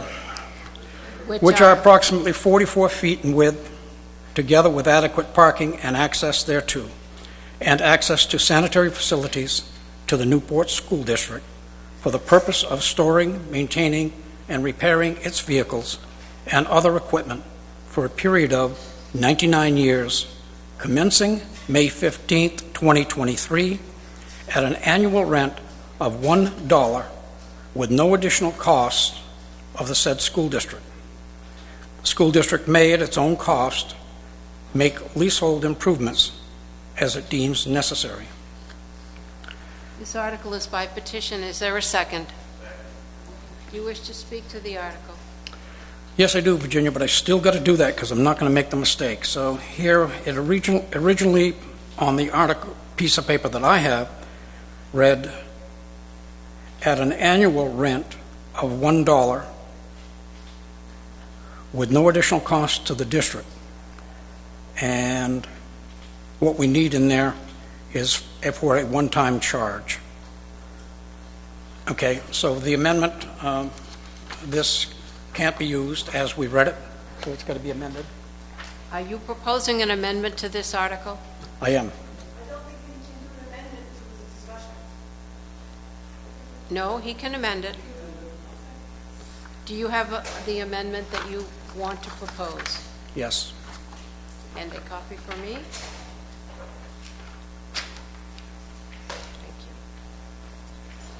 Thank you. There has been a request for a ballot vote on this article. So I would caution the supervisors to be prepared with the ballots and the box. Mr. Spaulding, you have the floor. I'll explain the reason for that. Raising your hand tells your neighbor and your friends and everybody else in the room how you voted. On an emotional issue, you should have privacy. So it may be slightly inconvenient, but the most important thing in a democracy is the democracy and your right to vote without anybody knowing how and what you voted. Read your amendment, please. The amendment I'm going to read now removes Just the... read it as you amended. Just read it as amended. Correct. The whole thing. Okay. Shall the town vote to lease a portion of the Public Works Garage facility located on Route 10, consisting of the easterly two bays, which are approximately 44 feet in width, together with adequate parking and access thereto, and access to sanitary facilities to the Newport School District for the purpose of storing, maintaining, and repairing its vehicles and other equipment for a period of 99 years, commencing May 15th, 2023, for a one-time payment of $1 with no additional costs to the said school district. The school district may, at its own cost, make leasehold improvements as it deems necessary. Is there a second? Discussion? Mr. Spalding, do you wish to speak to your amendment? Now you can tell them where the bays are. The reason for the amendment is it was originally written to be $1 a year, therefore it reached $99 at 99 years, and you cannot encumber funds for more than 1 year. So what I did was I took the $98 we would have given them away and keeping that for the school district, and gave them $1 period for the entire period. Anyone wish to address this article? Come up and state your name, please. I'm sorry. Ken Merrill, 4 Willow Street. I guess my question, the town needs to play well with the school. We've been fighting this issue for a while. But my question, you're a school board member. That bill was somewhere in the $6,000 to $8,000 range for rent. Is the school going to give us an inverse proportion to take it off the school portion of the taxes? We are speaking to the amendment. He's speaking to the amendment. Just to the amendment. Then I would urge everybody not to vote for this until next year's school meeting, when the school reduces their rent out of the budget because it's coming out of the tax revenue side. Okay? The school was paying rent until they defaulted and didn't pay. Okay? The school... Order! This is not a debate. The school was paying rent. Now the town doesn't have the rent. The school, in their next budget, needs to remove this from their budget and get the offset in the tax. Simple as that. Thank you. Anyone else do you wish to respond to that, Mrs. Spalding? The amendment is only on the $99, is my interpretation. Correct. Anyone else wish to speak to the article? The amendment. Oh, well, I'm sorry. The article is now the amendment. My apologies for confusion. It is confusing. Correct. It has. We have not voted it. Do you wish to... You have to speak now before we vote. On the amendment. Mr. Carr.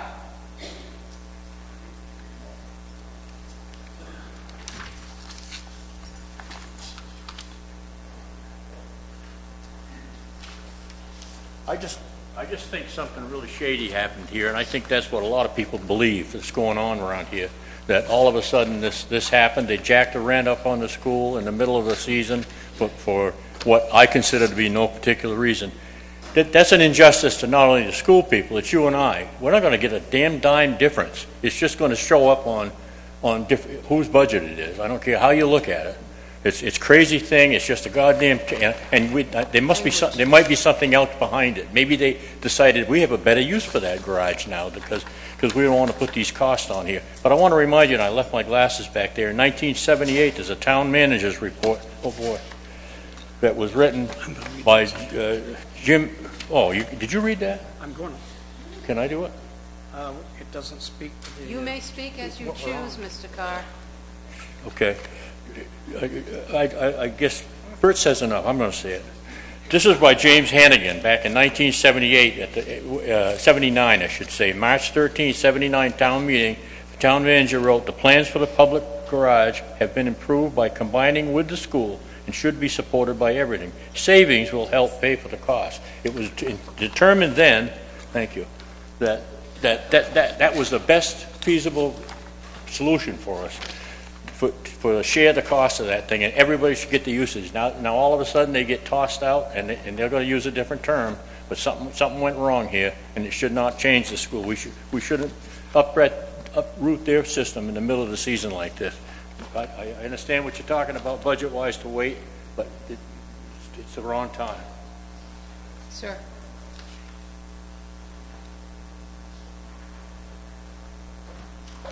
Wayne Boardman, 59 Pine Street. I understand when this all went through in 78, the buses and the towns together, the same mechanics out of the highway garage took care of the buses, and they just billed the school.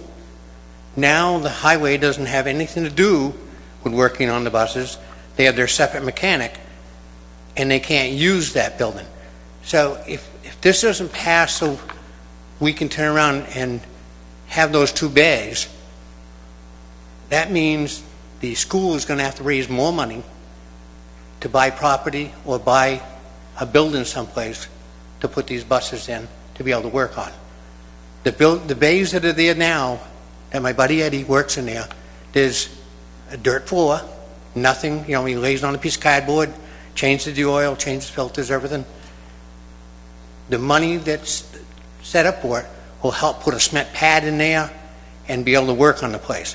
So I would recommend to vote for it, because Eddie's going to be 80 years old tomorrow, and there ain't going to be many more years before you're going to have to pay for somebody bigger to do it. If you have to send them out to a big garage, like Reed's or Patton's, it's going to spend many more dollars to have it done if you don't have a place to work on them. Thank you. Anyone else wish to speak on the amendment? Okay. Sir in the back.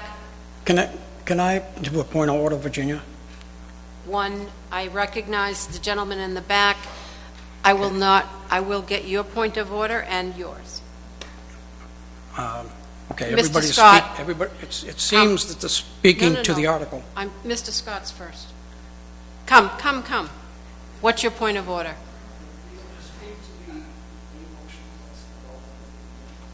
The amendment will become the main motion, and it's done. Yes.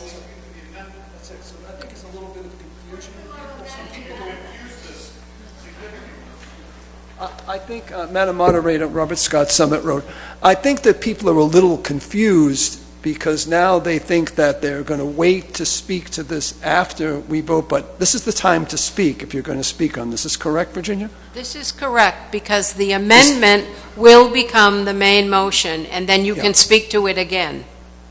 Thank you. If I confused you, I'm sorry. After this vote, we can speak to it. Yes. Okay, you said it was done after this vote. I meant it became the main motion. Porch, I will not accept move the motion. What was your motion? Point of order. I need to know that we're speaking on just the amendment. We are. Because the speak seems to be on the article. It is relevant to the discussion. Okay. Okay. Correct. Okay. And the secret ballot is not on the amendment. Oh, yes, it is. That's what you asked for. Okay, because it makes it real. Okay, so I'm ready for that.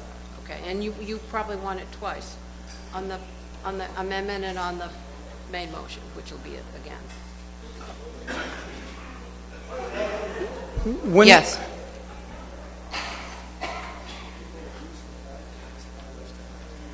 So, Bert, at this point in time, you should speak to the merits of the actual thing, because people are going to vote on it without hearing all of the information, and that way they won't be able to make a substantive decision. So this is your moment.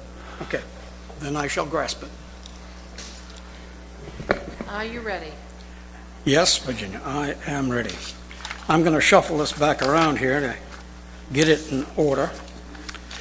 I want to start with the town manager's report, as has already been read. This was 1978 town manager's report to the selectmen, employees, citizens, and taxpayers of Newport. Now I'm skipping down to the pertinent part for the issue we are here tonight. The plans for the Public Works Garage have been improved by combining with the school and should be supported by everyone. Savings will help pay for the costs.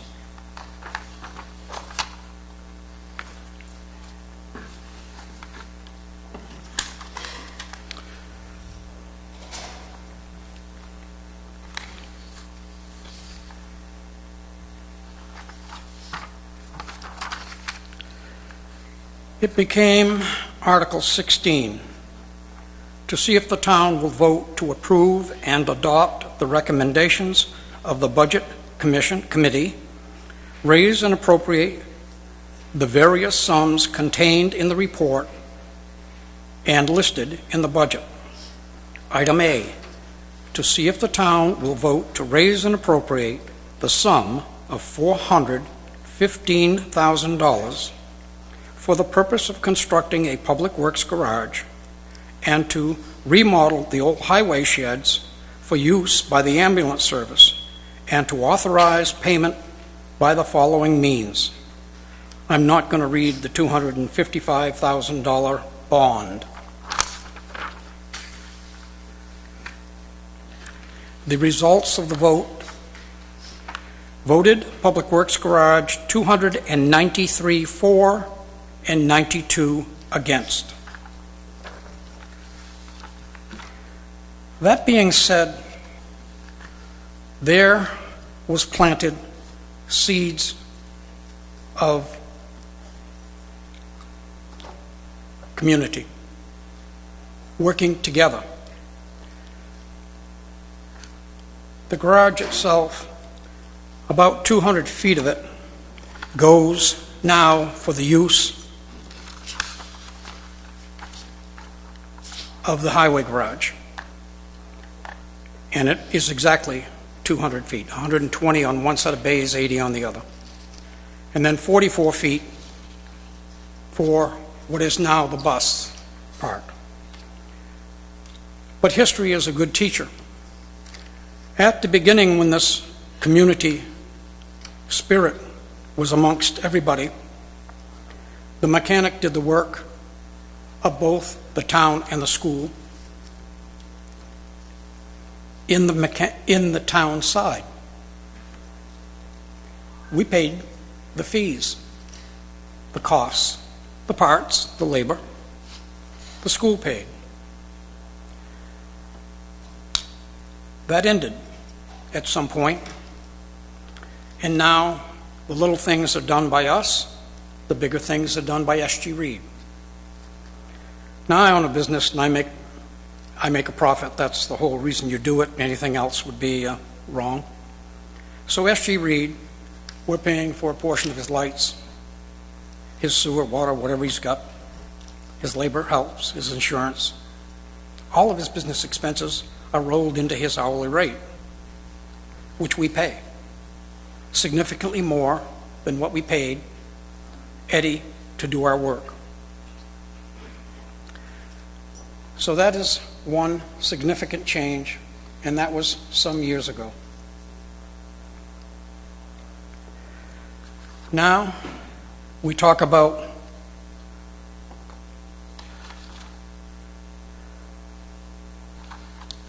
where we are now. They took one bay and put us down to two. So we lost a third of the area that we had. They wound up with cement floors. We wound up with dirt. They have heat. We have none. They have insulation. We have none. What really happened was we got pushed out, but we accepted it and agreed to it, so we can't change history. That's what it is. But then came a letter that we found in an email search.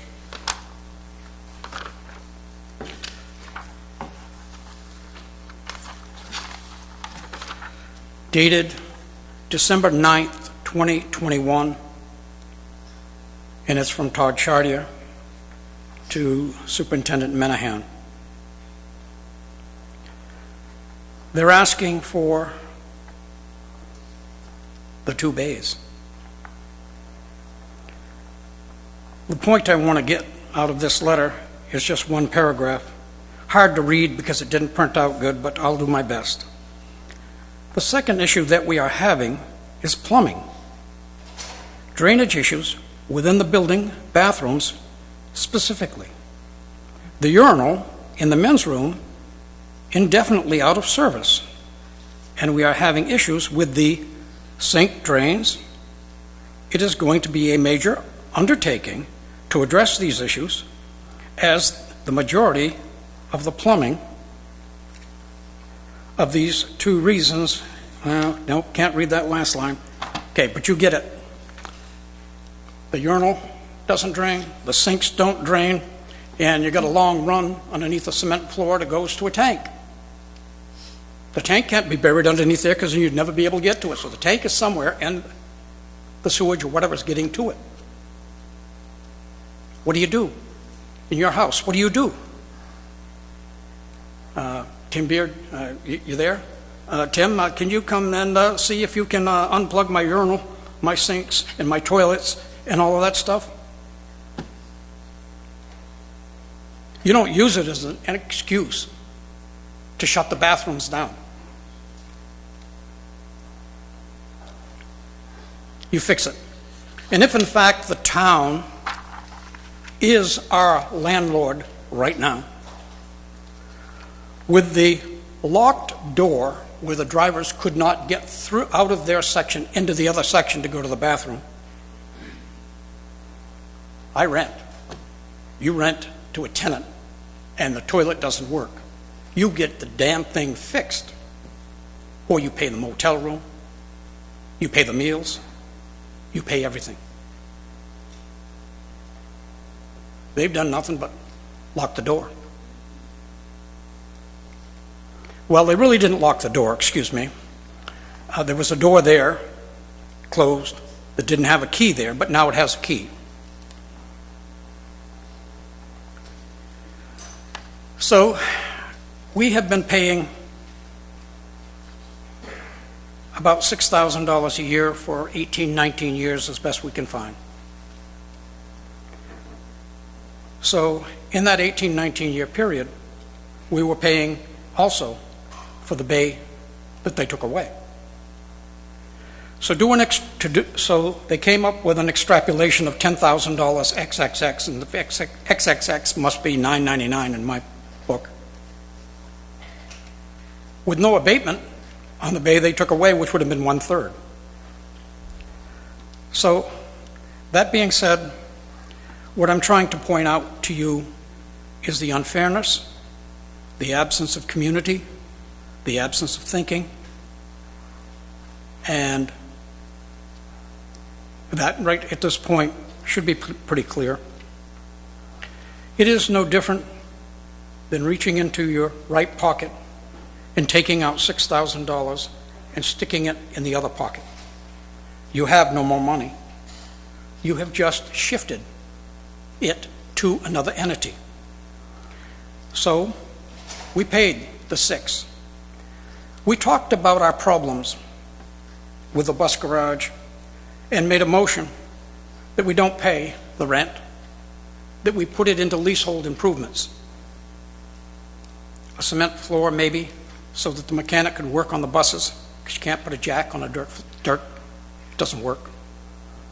A creeper doesn't roll very well, and it's not safe. And you may have to go to the toilet. So, all of that said, it is you paying you. One looks good, the other one looks bad. And right now, they're going to try and paint a picture that we're the bad boys. So you're really going to have to think about this, but as you vote, who did wrong and who did right.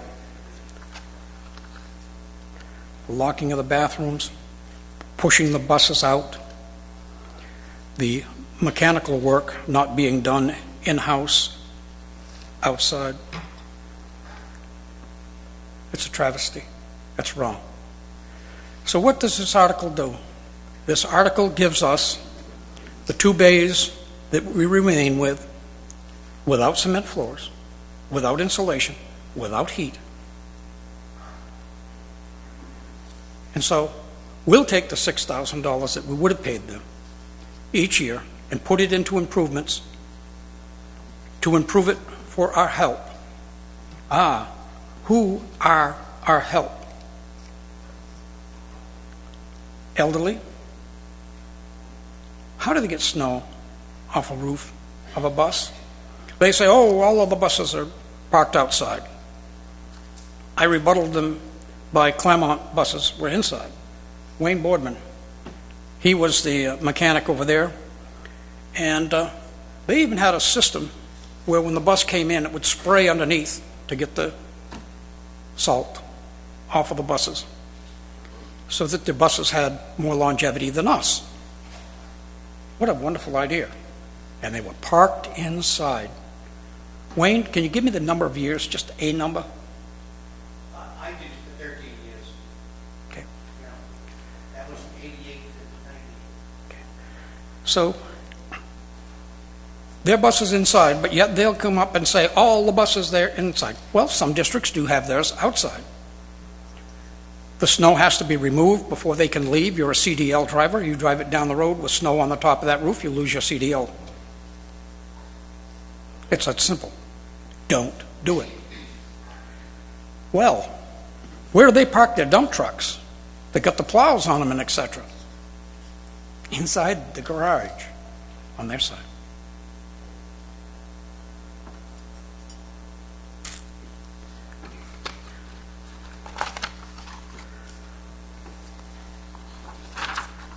I can't wait till they get to this podium, so I'm going to stop where I am, because I'm going to cherish beating the hell out of them for their lies. Is there anyone who wishes to speak to the amendment? You will not display your pleasure at this discussion. Mr. Frazzo? Then the lady with the glasses behind the lady with the blue.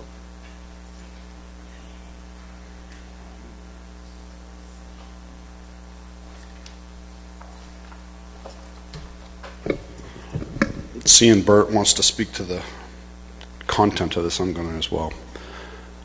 This is not about where to park buses as much as there's a bigger issue here that taxpayers need to think about. You got a pissed off school board, you got a pissed off selectmen board. We can't shuffle costs. This is crazy. Next year there's going to be a petition article. We might as well put a fire truck on the school side. Why not, right? You cannot carry expenses from one group to the other and have any clue what it costs to educate kids or run the town. It's ludicrous. There's a cost to operate those buses. There's a cost to maintain those buses. There's a cost to house them if that's what you want to do. You know, there's a dozen districts around here that put them outside. But I understand, more efficient, easier to find help if they don't have to clean a bus off. But when somebody asks you, what's it cost to educate a student in this town? When you're trying to figure out tuition agreements, those costs need to be in this budget, in this building, not on the town side. So to somehow think that you're going to just stop paying rent for a building that must be maintained, must be taken care of, has a capital cost to replace, and shift it to the town side is crazy. Maybe we'll have a petition article so that Ben and the guys over at the county can take on one of our fire trucks. That'd be great too.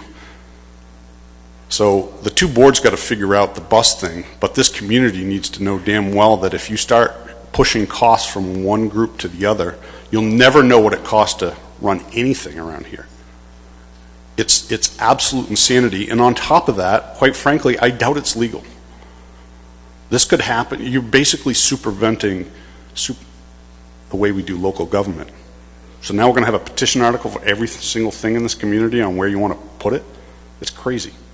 So think long and hard. You've got people here that are upset personally about an issue, and the bigger issue is how you finance and take account of these expenses. You're going to go down a slippery slope that is real bad. And quite honestly, if it is illegal, you're going to spend a lot of money in legal fees. So I urge everybody to really think about this, reach out to both boards, cut the nonsense, and figure out where to put these buses, but do not approve this measure to basically nullify any expense for that storage and put it on the town side, because they have an expense. It's a real expense. Thank you. Lady with the glasses.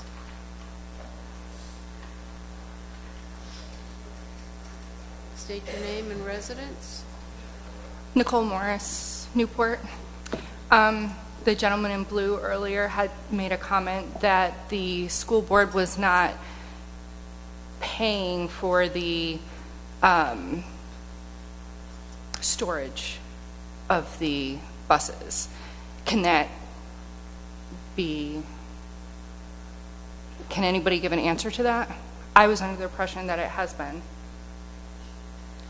That's a question, I believe, for the school board. Does someone from the school board wish to address that as it relates to this article?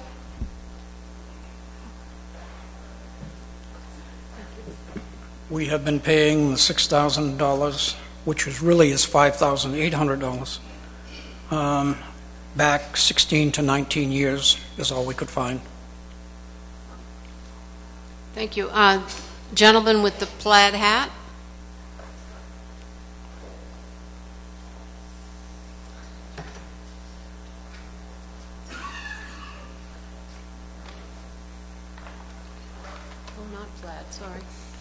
Martin Dowdy, 373 Sunapee Street.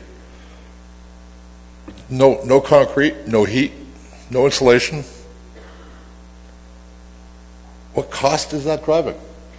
The roof over the bays. Come on, people. Be community, for crying out loud. This sucks.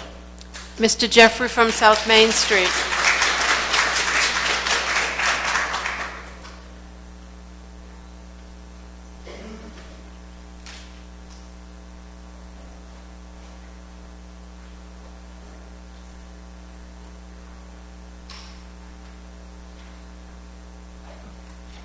Thank you. Jeff Zabriskie again, Newport, New Hampshire. This is a dog I have a fight in, gentlemen. I'll start with, what is it, last week's meeting? I had a neighbor come up. I don't get involved in politics. When I get involved in politics, it's probably not a good thing. Bert, you ever met me before? No, sir. You know me? My neighbor came up Sunday night and said, hey, would you mind going to a meeting and discussing something? And I said, what's it about? I have no clue. So I said, well, give me a little information. No, not the brightest neighbor in the world, but he's all right. You are speaking to the article. Yes, I am. Okay. The article is about the amendment. The amendment, pardon me. Yep. It's not a vote. Good thing. A school bus terminal located within a town garage. All right. Let me see what I can find out about it. So I took off 3 or 4 hours early yesterday. Went to find town garage. That was quite interesting. No sign. No indication of what it was. Now, how many of you in here have a commercial driver's license, CDL? It's irrelevant. It's actually very relevant, if you don't mind, because I deliver, and I have one, to just about every bus terminal and town garage in the state of Vermont and a good portion of New Hampshire. I found one that didn't even have a sign on it. Didn't know where it was. I had to use Google to look it up. Gentleman just stated very eloquently, it's one pocket to another. Be careful what you choose. Okay, I'll be careful what I choose. Choose a meeting of last week where a person I do happen to know was slightly treated with what I've heard, I haven't seen it, a little less professional decorum than I would expect out of the selectmen of this town. Now, normally, had I not known this person, would not be an issue to me. I would say, okay, well, maybe it was deserved. Having known Miss Darling for a few years, I'm thinking to myself, that does not make sense to me. But apparently she held her decorum better than some of the people on the board. So my statement is very simple. I have listened to Bert a few times. Sometimes Bert frustrates the hell out of me. I would ask you to stop expressing your opinion so we can move on Here's with this my meeting. opinion. Not you, sir. I'm talking to you. Sorry. Sorry. I want your opinion. I don't want theirs. And sometimes, honestly, just a personal opinion would take you out back to a woodshed and discuss it. I know karate and 3 other Japanese words, Honda, Suzuki. That's good. So we'd have a good discussion. But what I'm bringing up here is something very simple. So yesterday I went to that garage. I asked the board that wrote that letter that I heard about, haven't read, have you been to the garage, the bus section? You don't have to answer. It's okay.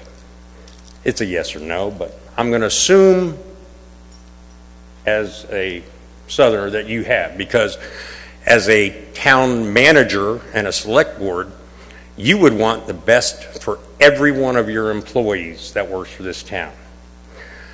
I support the police, the fire department, the town employees, the workers, the guys that plow the snow all night long. And for God's sakes, probably one of the more important ones that's overlooked are the damn bus drivers. Because they have the responsibility for our kids and grandkids. I'm lucky. My wife takes our 3 grandkids to school. It's not a burden on the town. But if it was, and now you're saying, well, you got to vacate in 3 months. Oh, but tell you what, we'll give you some land to build a new building, and that building will be done in 2 months. I challenge you to find me an engineer and a budget with today's interest rates to get that done. I hold several licenses in a lot of different areas. They all mean squat when it comes to the kids' well-being. So I'm asking you, think about this. The gentleman is absolutely right. It's one pocket to another. If they got to go out and build a building, guess what? Next year's school budget, what's going to be in it? A new school building. Who's going to pay for it? Well, I give you your audience. They're going to pay for it. So, you can approve it. But you start taking things away from the men in blue, the fire department, the kids, the town, and those workers that support and build this community every day. You're going to have a tough battle on your hands. I don't need a lawyer. Tell you what I will commit to. I'll go out and I will talk to Carroll Concrete, Weed. I will get volunteers from this community. You've got the equipment. I will find us a way to get a concrete floor in. I couldn't believe when I walked in there. My God, I work on heavy equipment sometimes because I got to fix my truck. If I can't crawl with a creeper, that means I'm crawling through mud. You had 4 bays at one point? Or 3? 3, but... 3, all right, you had 3 bays. We had 4, but 3... You had 3 bays. Now you got 2. You got 2 different ones. Yesterday, I visited that lot. First time. Shame on me. Good Lord, shame on me. Talked to a young man named Caleb. Young guy. In there early, was there late. I know, I just finished 12 hours. I should have been a little longer. Could you please speak to the issue, sir? The issue is the man is there doing his job, and he explained to me things that were going on that we should all as a community be aware of and be willing to chip in and flip and fix. So if it's an issue of money or rent being withheld, fine. Deal that out of the picture. What is it going to take to make it work to put heat in a building where people work? You get on a creeper and try and get through a stone, mud-infested pit because they have to rinse the trucks off. I've been there. I worked on them. Many of you have too, and you know exactly what I'm talking about. You don't want to fix your brakes in the rain, and you don't want to do it on mud. You jack up that bus, and something goes wrong because you have an emergency because you already got 3 buses down, and you're cramming them in like sardines, which I understand.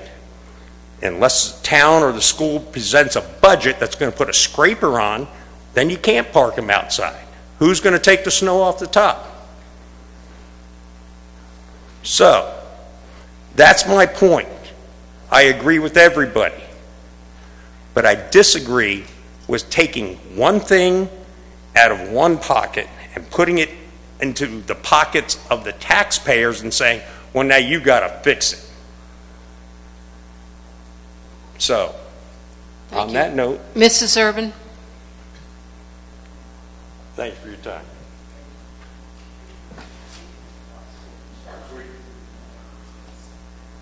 Sharon Urban, 101 Laurel Street. I want to begin with a question, and that is, aren't we supposed to be deciding whether we're doing $1 for 99 years or $1 a year? Isn't that the amendment we're talking about now? That is correct.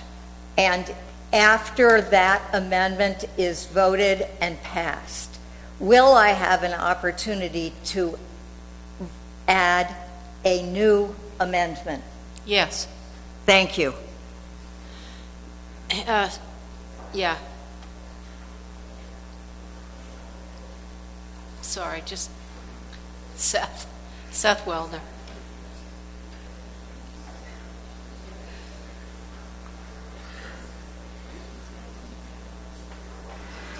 Seth Wilner, 104 Cornish Turnpike, Newport.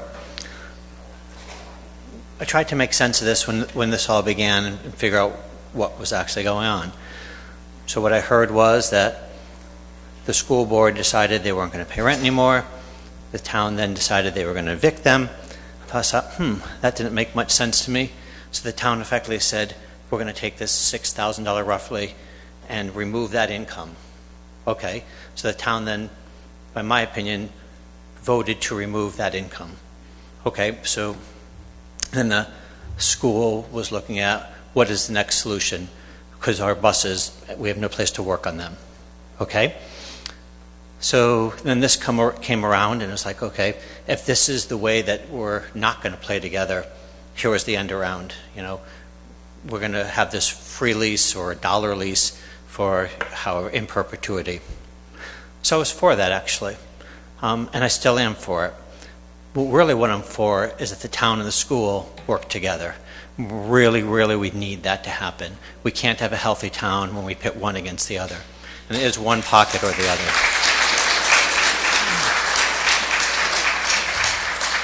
And I also am for a pro-business, a town that is pro-business relative to the parking, but that's not the point here. So then we look at this cost of production argument. So I do cost of production with farms a lot. So $6,000 is just chump change relative to a $19 million budget. It is not going to impact what we determine for the cost of educating a student, in my opinion. I wish this wasn't the case. I wish the town and the school worked together. Boy, do I wish that. But they didn't. And so you cut your nose to spite your face, as my mom said. And so now I'm for this. I'm for removing that $6,000. And maybe we can find a better solution in the future, but that's my position right now. Sir, with the card hat shirt, you were waving your hat. Did you want to speak? You? Yeah. Okay, sorry. Jenna Darling.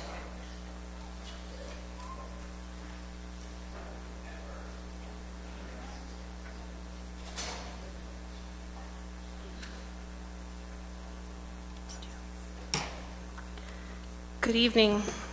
Jenna Darling, 92 South Main Street.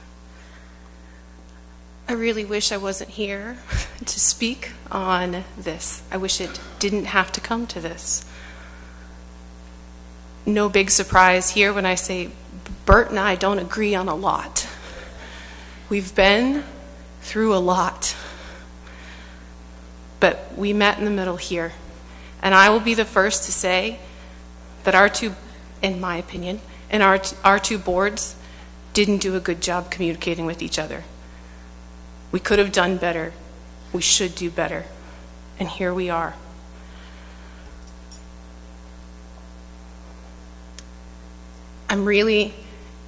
I hear us all talking about the money. I hear us all talking about adults learning how to get along with each other and communicate. But nobody's really talked about the kids. When I was at a select board meeting, I was told, well, I don't really see what the cost is. I think the cost is being able to transport our kids safely with bus drivers that we're able to retain and employ. I don't think we can do that if we are moved out into the yard. I just don't. As the man in the red hat so eloquently said, he visited the bus barn yesterday. It's something that I should have done a long time ago. I worry about our driver's safety, having to work on our buses on a dirt floor. I worry about the longevity of our buses. I wish we weren't here, but we are. And I am asking for your support on this. And then I'd like to move on as a town of Newport with the school board and the town select board together, because I'm tired of it. I haven't been here that long. I haven't been on a board that long, but I'm tired of it. And if we all can make that effort, I think it would be an improvement. But for this petition, I think it's important. I think it's important for our students, for our drivers, and for our town. Thank you. Mr. Scott.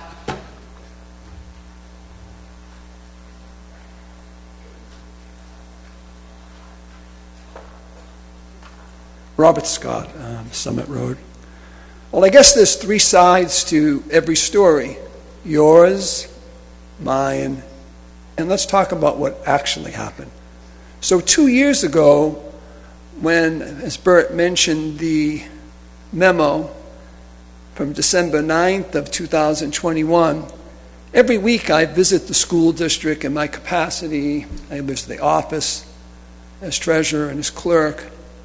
And upon that day, Brendan, Dr. Minahan, said to me that the school board voted that they were no longer going to let the town use the high school for any of its election activities. I was very unhappy with that. I work well with all of these ladies, Lee Dufour, the checklist supervisors. In fact, and you'll have to forgive me, Lee is the most professional person I work with in this community, in my opinion. So much so, and I know you're a little modest, Lee was elected president of the New Hampshire City and Town Clerks Association. A great honor, worthy to receive. I believe in celebrating people, positive activity. Mr. Scott, please speak to the amendment. Sorry. So, he said the school board had reacted because the town had decided that they were going to push us out of this garage. I then related to Brendan, being an old guy from institutional memory and tribal memory, all of the period of time that we had been cooperative. And it was very important to me that we would continue in that level of cooperation. And I said, you know, I have a great relationship with Hunter. Would you mind if I go and see him today? Give me your blessing. I did. I went and saw Hunter, and he graciously received me, and I have to tell you, I've never had an unprofessional or impolite conversation with the man. And I came there and I asked him a question, what is the greater good? And he goes, what do you mean? Why do you do your job? And he goes, it's like a trick question. You do your job because government's job is to create the greater good. And we create harm, we're not doing our job correctly. So tell me how you and I are going to get together at this moment and we're going to resolve this issue. And we spoke for a period of time. We came up with a workable solution. And I said, you wait right here. I'm going to go talk to Brendan. Got in my car. I went back and I talked to Brendan. Went over the issues with him. And Brendan said that's something that he would talk with Jenna and he would get it done. And I thanked him. And I came back to you again. And I said to you, Hunter, that this thing was going to be remedied, that you would continue to vote at the high school, that we would continue to share the garage, and all of the situation would take care of itself. That was very, very important to me, to be honest with you.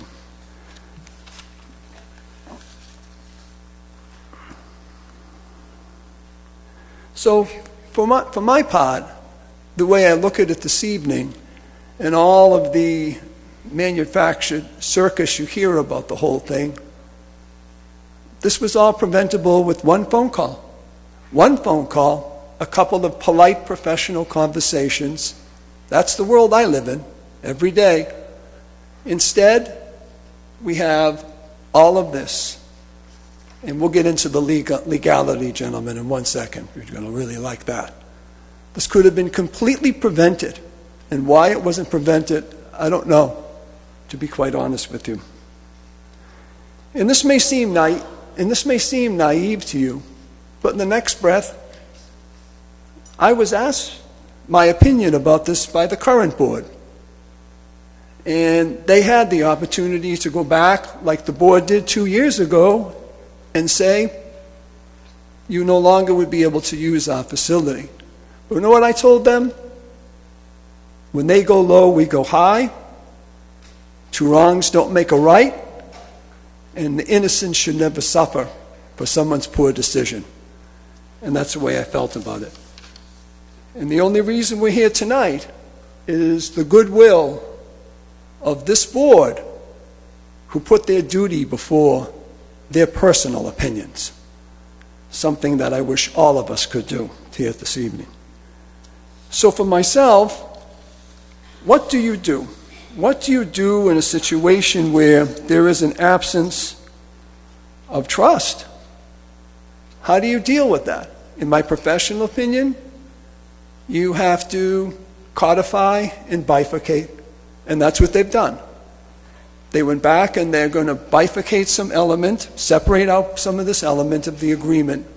They're going to then create a legal carve-out, and from that legal carve-out, they're going to do something that they need to do. We can't do this every couple of years, gentlemen.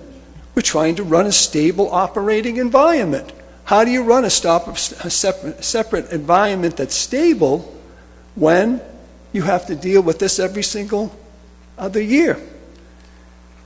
The question of legality. Let's talk about that for a second. So we hear that, number one, and I go back to Paul Brown. Hello, Paul Brown. You know, if we actually look, and I've been your treasurer 35 years, long time, and I bring a lot of institutional memory. And there is no actual written agreement at all, as you're well aware. There's no written agreement. Actually, in the legal sense, there's not even a letter agreement. The only type of relationship we have with you, gentlemen, listen very carefully, It's on the basis of experience and the term and condition of the payment itself. That's how it works, to be honest with you. So we pay this, and by the payment we state a specific level of obligation. But conversely, that presents specific requirements for you as the lessor of the building, and we'll get to that. So we hear now that we breached the agreement. Well, I have to tell you, actually no. In the summer of 2022, the superintendent expressed concerns about safety issues in the building. She went there, and she can come up and address this. I don't know every little detail of it. So by her addressing the safety concerns to you as the lessor, let's go back to Contract Law 101. So if you breach even one article of your agreement, you've nullified the agreement. So if people are going to come up here and talk about the agreement being breached by the board, no. We get into this discussion about the payment. Very interesting. So they had a retreat in October of 2022, and they stated that they were going to withhold the payment. That's what they were going to go and do. Okay. They never notified you of it. In fact, in January, when Hunter sent to the superintendent a letter, an email, asking if we were going to, he heard that we were no longer going to re-up with our agreement, she responded to him that we were. So in the case of that, you received notification. It was prima facie evidentia, and in that way there, you folks, when you come and say that they try to nullify the agreement, no. You nullified it on the basis of your inability to satisfy the terms and conditions of what a lessor does for a lessee, then in terms of the actual way that the acceptance of the payment. Has the payment been made consistently? It has, but again, and the real critical issue here is we're one community. We're two lungs in one body. So for us, that's why there's no formalized agreement here. And what there is instead is a loose working arrangement. And it's one of the big criticisms I have when I deal with doing business up here, is everything is informal, and that's great while everything is going good, but the minute it all falls apart, it's really bad. So what is the corrective action? The corrective action for the board is to move forward with this type of carve-out. Did anybody ever take the time to go and sit down and try to substantively discuss it? You people talk at each other. You don't talk with each other. We just had an election several weeks ago. Could not have the election without these people. I don't understand. It really baffles me. I mean, and it's interesting with the board. Let's talk about them for a second. So the board, because they believe you folks follow a very unilateral authority approach. You're in charge. There's no doubt about it. When I watch those tapes, you five guys are in charge. My board's not like that. My board follows a very consensual authority approach. That's New Hampshire tradition. So they didn't run to Superior Court, gentlemen, and say, oh, these people violated the agreement, we're going to run to Superior Court.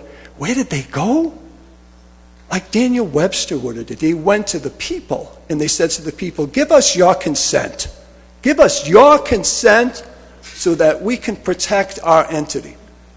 Somewhere in the midst of all of it, all this would have taken was one phone call, and we could have got this done. But instead, here we are, a manufactured circus. I ask the community support of this so that we can kind of move on. And hopefully, Jeffrey, been friends with you people for forever. Sit down, have a dialogue, and try to move forward and talk with each other and not at each other. I have very high expectations, and thank you very much. Is there anyone else who wishes to speak to this article, this amendment? I would ask you to be succinct and to not repeat what somebody else has already said. Mr. North.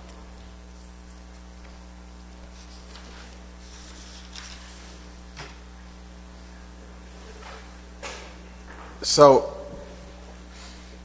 I guess I failed to understand some of this because we're really not talking about very much money. So in terms of finances, it seems like a bit of a moot subject. So what I'm trying to understand is, why can't the buses be in the garage?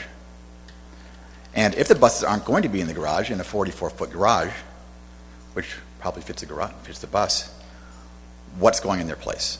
I don't know the answer to that, and if they're empty, why can't the buses go there? Do we have an answer to what is going in the garages? Anyone? Bert, do you know that? Do you know what's going in these now empty garages?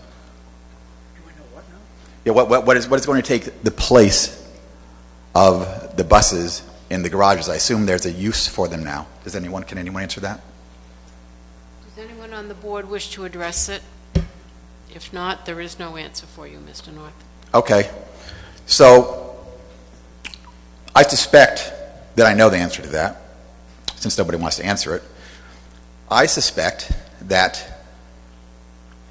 possibly the ambulance is going to have to go in there. Why? I don't know. Those were supposed to go in the rec center. Will the bus fit in the rec center? Anyone know that? Probably not. Will the ambulances? Probably yes. Is there a budget shortfall? I don't know. The board's not answering my question, so I have to guess. Because if we're going to have empty garages, we might as well put buses in them. We're not talking about money here. Not when we're talking about, water and sewage bills at a rate, of triple or quadruple what we're paying. That's money. That hurts. I really think we should talk about the elephant in the room. So, I wish the board would answer me, but I guess no one cares to discuss that. Thank you. Anyone else who wishes to?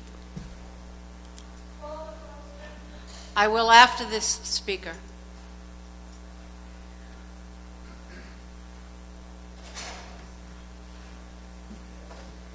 Darrell Jones, 83 Laurel Street. Years ago, I was an EMT on the ambulance here. And Are you speaking to the school bus issue? I'm speaking to what you're going to do with the vehicles. Okay. And there were many discussions as to what to do with the ambulances, and we decided that we needed to keep them in the center of town because that's where the center of demand is. Now we're talking about if we put the ambulances down the bus barn if the buses come out of there. You're talking the south end of town. You're talking time for people to respond from their homes, fire station, or what have you, to get there. And basically, you're talking increased service to our sick clients. So keep that in mind, too, if you're going to put the ambulances in the bus barn. The question has been called. Is there a second? Sufficient hands to call the question? There are not sufficient hands. We will continue debate.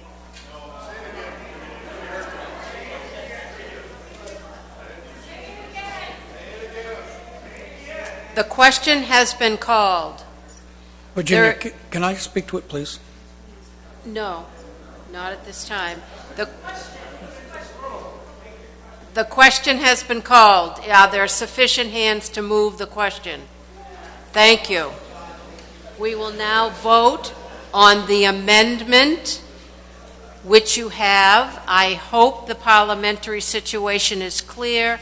There is a single change from the original article, and the amendment adds for a one-time payment in front of $1 and removes at an annual rent.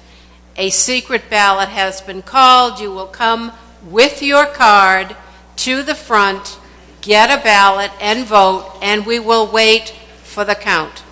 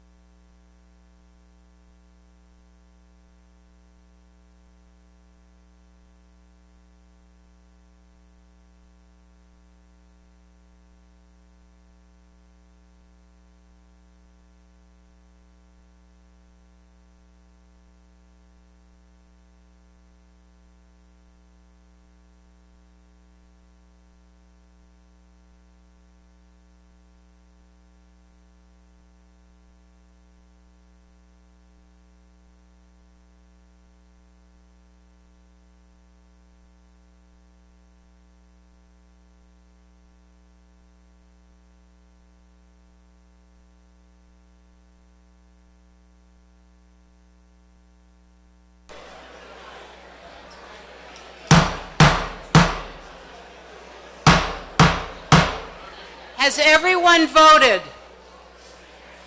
Then we are closing the ballot box. Thank you.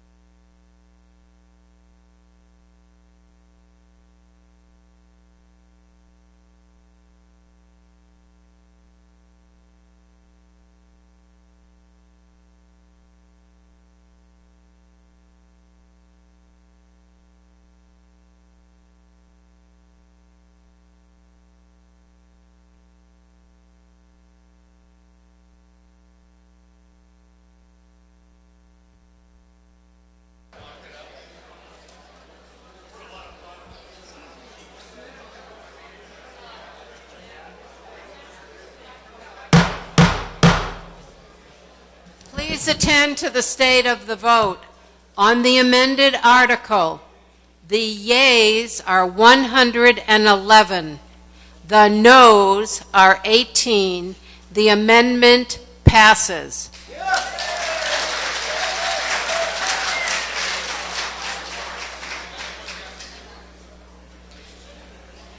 So the article now, the Article 21 now is the article as amended. Is there anyone who wishes to speak to the article? Mr. Spalding, Mrs. Urban, and Mrs. North.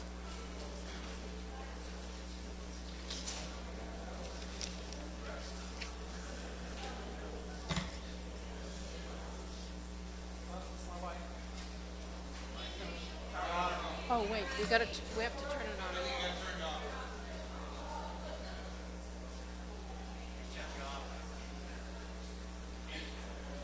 Hello, there we go. A little bit of humor. Usually I take up a lot of time speaking. Still can't hear me up there? Try that. So anyways, I am very pleased with the support for the article. But like the traditional Bert, I have come up with 4 additional items. The town has really no costs, as somebody said, except electricity. We are willing to do the electricity ourselves. The second item that was brought up about petitions and whatever, in this short statement, petitions are not an aberration of our government. It is our form of government. Number 3, if this does not pass, we go to lease buses in high probability because we have no housing for them and we can't protect our employees who are cleaning snow off of vehicles that are 11 feet high. And the last, we set up the town's election here for tonight, and we will pick it up after. Our help that we pay, meaning the school, our lights that we pay, our heat, our accommodation as being a community member. That is enough said. All of what we said now already to get to here need not be said again. I would ask the moderator to allow us to call the vote at this point. There is no vote. This article goes on the warrant as amended unless somebody else amends it. Okay, then I will step down and we'll wait to see if that happens. Mrs. Urban.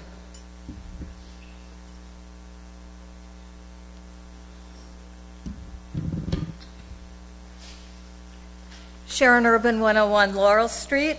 I want to start by thanking our boards, both the Selectmen and the school board, because they do a thankless job that we stay home from. And I also want to thank our town employees. I do not believe I have ever voted against a negotiated agreement, nor do I believe I have ever voted against an infrastructure improvement. And I've been here about 40 years. At this time, I'm going to offer an amendment to this that you may love it, you may hate it. I hope you will vote quickly on it, then we will proceed. It must be in writing in 2 copies. There's 1 copy. Thank you. There is another copy. Thank you. Here is another copy. You only need 2, Mrs. Urban. I was a school teacher. Shall the town vote to lease a portion of the Public Works garage facility located on Route 10, consisting of the easterly 2 bays, which are approximately 44 feet in width, together with adequate parking and access hereto, and access to sanitary facilities to the Newport School District for the purpose of storing, maintaining, and repairing its vehicles and others' equipment. Throughout FY24, at the annual rent voted in the FY24 school budget. Furthermore, whereas the taxpayers of the town fund both the school district and town budgets, it is instructed that the Newport Board of Selectmen, the Newport School District Board, the town manager, and the superintendent of schools immediately commence cooperative meetings to solve the issue of long-term storage and maintenance of school district vehicles, a major capital asset to the town and district, and create a work environment for the vehicle responsible school district staff, which is equivalent to that of the other town staff. Is there a second to this amendment? Thank you. Do you wish to speak to your amendment? I would like to speak to my amendment. Thank you. All I want to say here is I vote for everything, but I'm not comfortable with obligating 99 years in the current facilities, because I'm not sure the current facilities are going to be the best ones for both the school and the town over the next 99 years. So I think instead what we need to do is give ourselves a year where the people who we elect and pay to plan for our town do just that. And then next year we can look at something that may last for a longer time. That's what I have to say. Mr. North, you were going to speak on the motion. This is now an amendment you don't wish to. Thank you. Mr. Fratzel?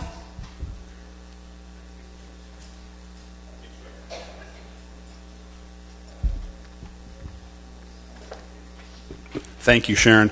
A suggestion for both boards, if this one passes, take one of those bays, fix it up, insulate it, heat it, put a slab in it, allow them to do their maintenance in it, build a scraper outside for snow removal, and do what 90% of people do. You know, help these employees get the snow off. It's safe, it's easy, it's inexpensive. You don't need both bays. Town can pick up some more bays. They've for years needed more space. Problem solved. Thank you. Does anyone else wish to speak on this amendment? Mr. Spalding.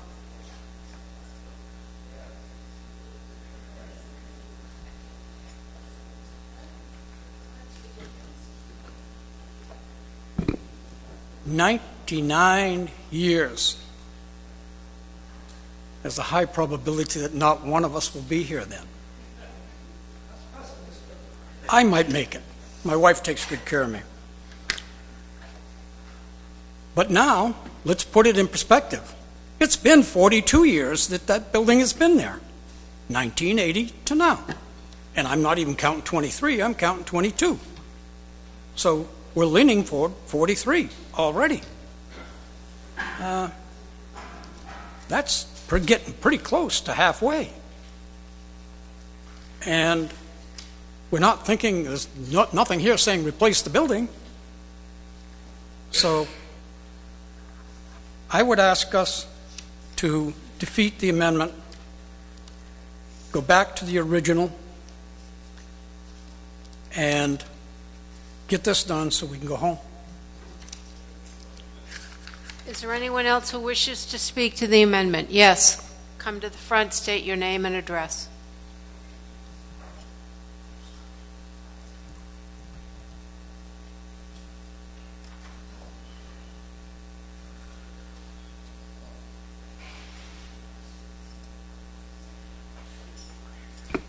Geraldine Black, North Newport. This building, this arrangement, 99 years. That building has been fine all of these years. I don't know where we're going to get this money from. Everybody wants new. Who doesn't? I'm all about repurposing. Look at the building. Improve it, yes. Go look for a new building? Money, people. I've stood here and I've listened tonight to hear there's all that money out there. It's all hanging out there. That's your money. I go to work every day. I never got home today. I came here. And I will hope that you consider, I get it. We want environments, good working environments for people, but people are struggling financially. People are going every day to work. They can't make ends meet. It's not a free-for-all, guys. It's your money. You need to go back to the original article. That building has worked for 49 years. I believe in those people that set forth that contract knowing they wouldn't have done that. They did things on a handshake, and they would not have said, this is good enough. I'm all about children. I am a teacher as well. I'm all about bus drivers and all of that. I'm also I'm a case manager, and people are struggling. We have food insecure people. We cannot add any more to their burden, to my burden. Thank you. Is there anyone else who wishes to speak to the amendment? If not, I will call the question. A show of hands for those of you who wish to, all those who want to vote for the amendment, raise your card. Sorry for my... No, for Mrs. Urban's amendment. That's what we're voting on.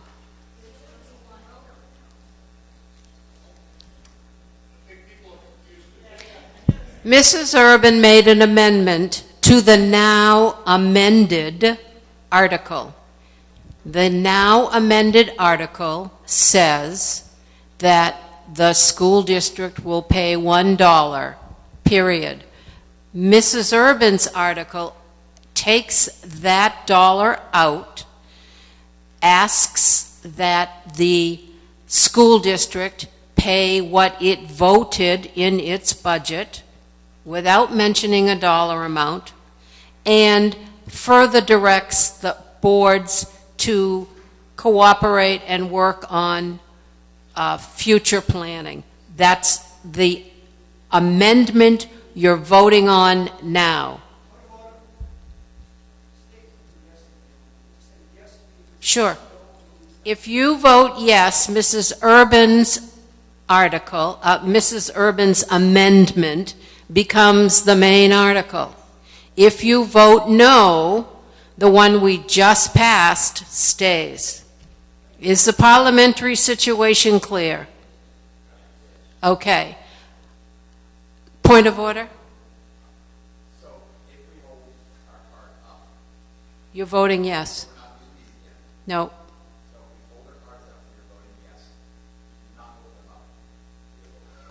Well, no, I'm going to call for a no vote as well. Okay? I would ask that PJ and Robert Scott, please, or whoever, just get ready to count in case. Point of order? It's not clear. It is not clear.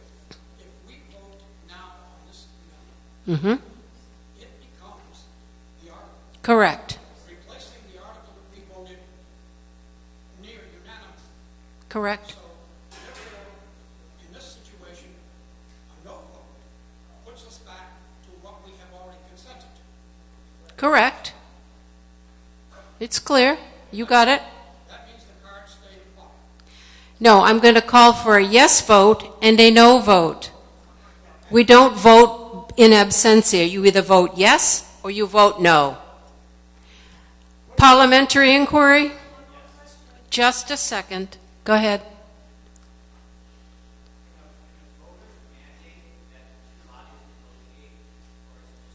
We have no idea if this will pass the DRA.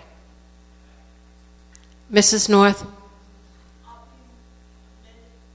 Is this a parliamentary inquiry?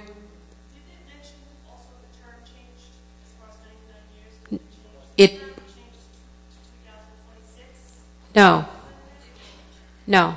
I will read you the amendment.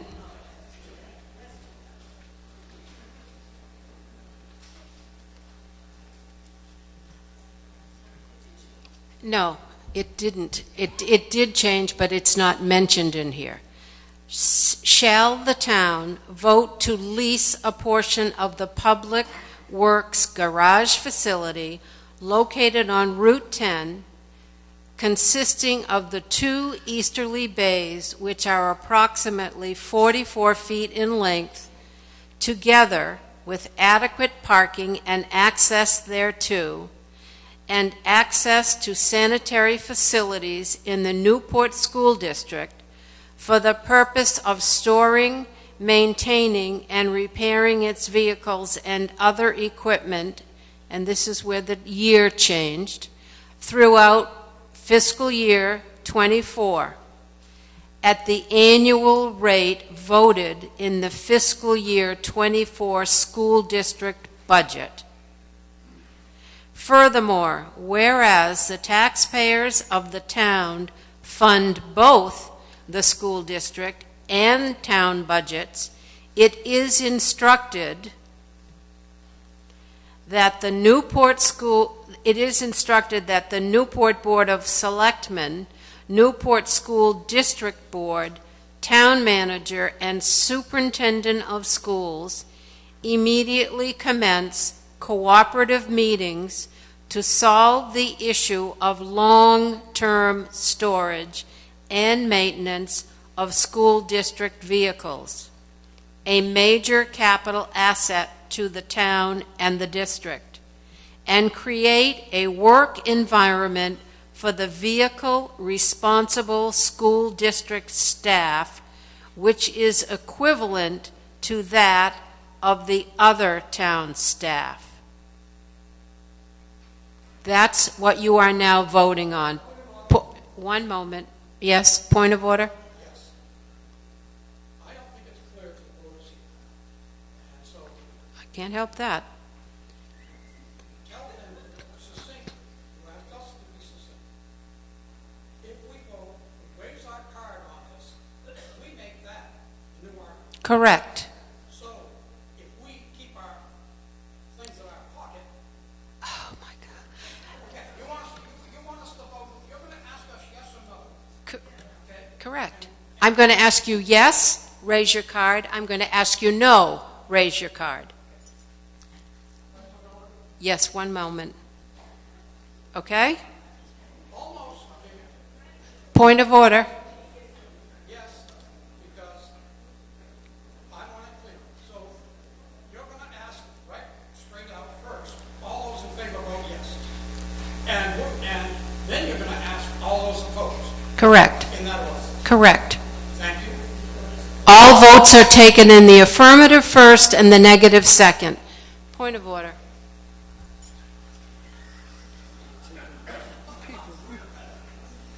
People tonight taking years off my life. So what do you call it? Yes supports Mrs.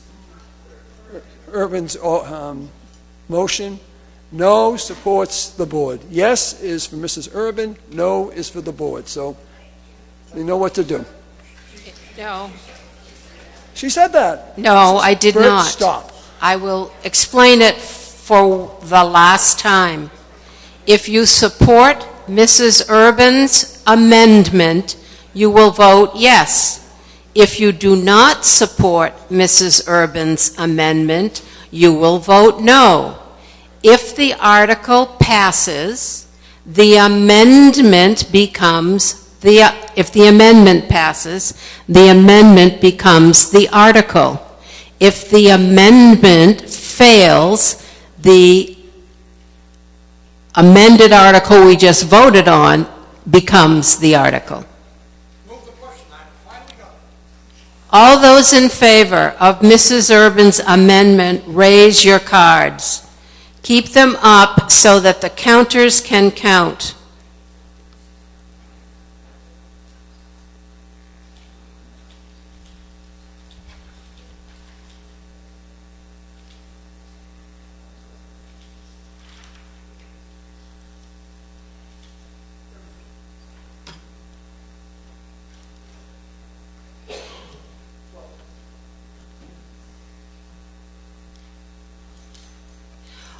Put your cards down, please. All those who are not in favor of the amendment, vote no.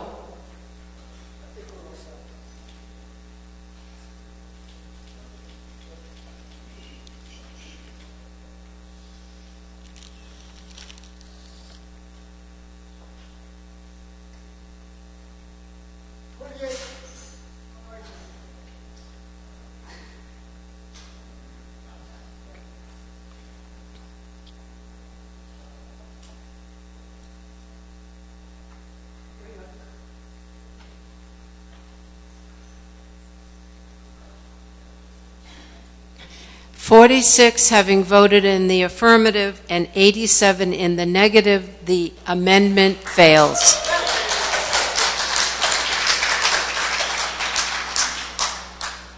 Unless there is any more discussion on Article 21, we will go back to Article 9.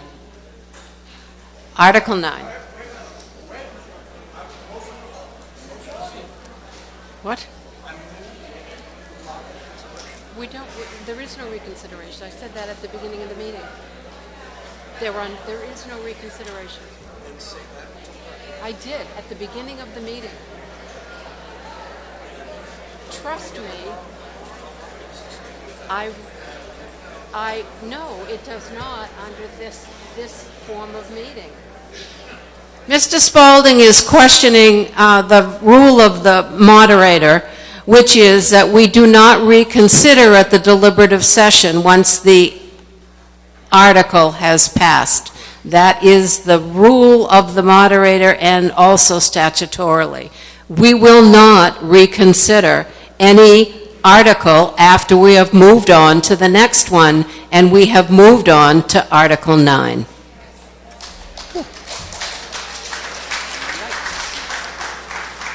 I was almost here about 2 hours ago, but here I'm back.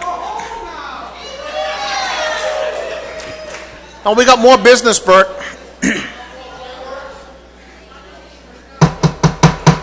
We have several more articles. I would ask for your respect for the rest of this meeting. Thank you. I move Article 9 to see if the town will vote to raise and appropriate the sum of $300,000 for the purchase of a new ambulance and related equipment. Said sum to consist of $60,000 to come from donations, $60,000 from general taxation, and balance to come from capital reserve, and to further authorize the withdrawal of $180,000 from the ambulance capital reserve fund for this purpose, recommended by the Board of Selectmen. Tax impact 8 cents. Is there a second? Do you wish to discuss the article? Yes, our ambulances are on a rotation to be replaced. They last approximately 12 years in that rotation. We put approximately $60,000, actually not approximately, put $60,000 away every year towards that capital improvement. So that's where this money is coming from and where it's going. Does anyone wish to discuss this article? If not, we will move. There is no moving of this question. We're moving on to Article 10. There you go.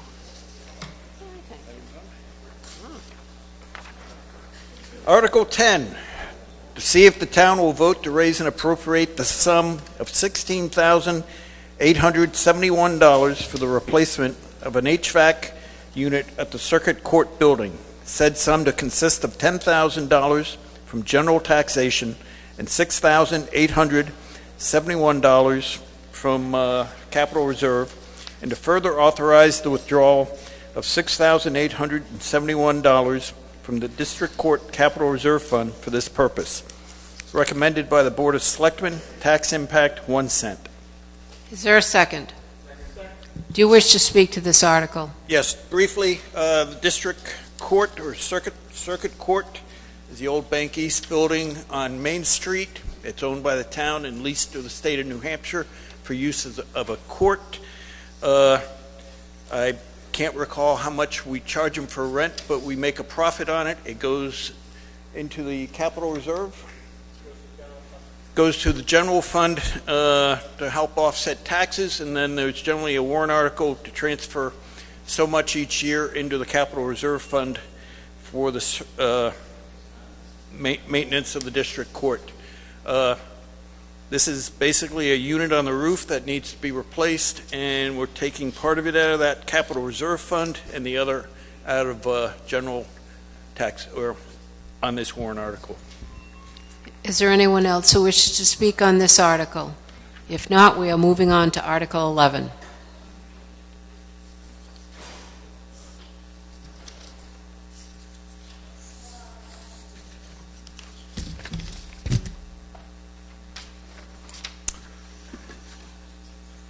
I move on Article 11 to see if the town will vote to raise and appropriate the sum of $5,000 to be transferred to the Communications Capital Reserve Fund. Tax impact, 1 cent. Is there a second? Do you wish to speak to your article? Very briefly. This is an article that we come up with every year in terms of setting money aside in capital reserve funds for very specific items to offset any future taxes. This money, the communication, is for communication equipment such as radios and other aspects of the communication process used by the fire, police, and town. Anyone wish to address this article? If not, we'll move on to Article 12.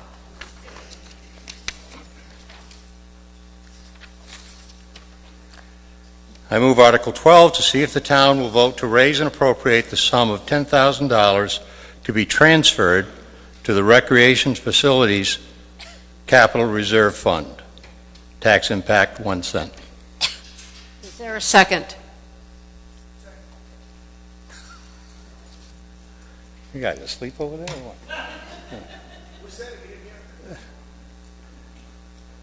what? With this article, the same as the previous article, it's money being set aside in a capital reserve account to pay for recreation facilities, equipment, things of that nature to offset any future tax process. Does anyone wish to address this article? If not, we will move on to the next article, which I think is 13.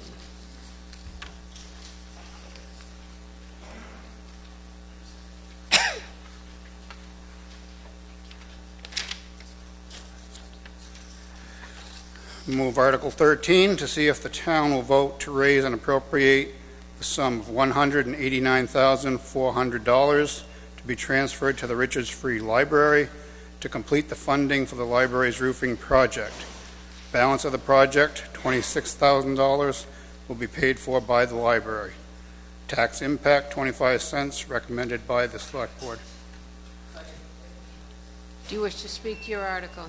I believe we have a library representative here that would probably know more about the history of this article, if she would Does like to. anyone wish to speak to this article? Jeff?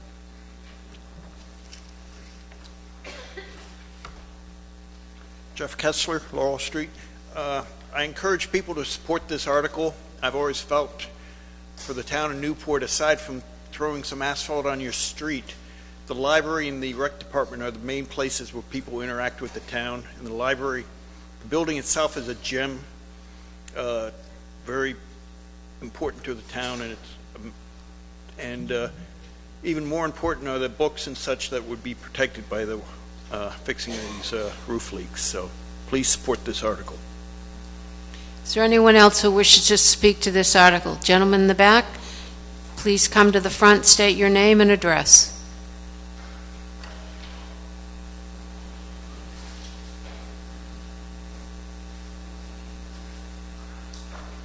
Matthew Selinardi, 20 Luxury Drive, Newport, New Hampshire. I agree. The library, the Richards Free Library is a gem. I was just looking at, I read the packet that came in the mail about, that's the roof and then about half of the mortars remaining on the joints on the chimney and such, and some other things. And I just thought the price was kind of exorbitant that the contractor you provide quoted you. So I was just wondering if there's any way, I know I'm pretty late to the game here, but I was wondering if there was any way to go with a different contractor with a more reasonable price. But thank you. Does anyone else wish to speak? Mrs. Urban.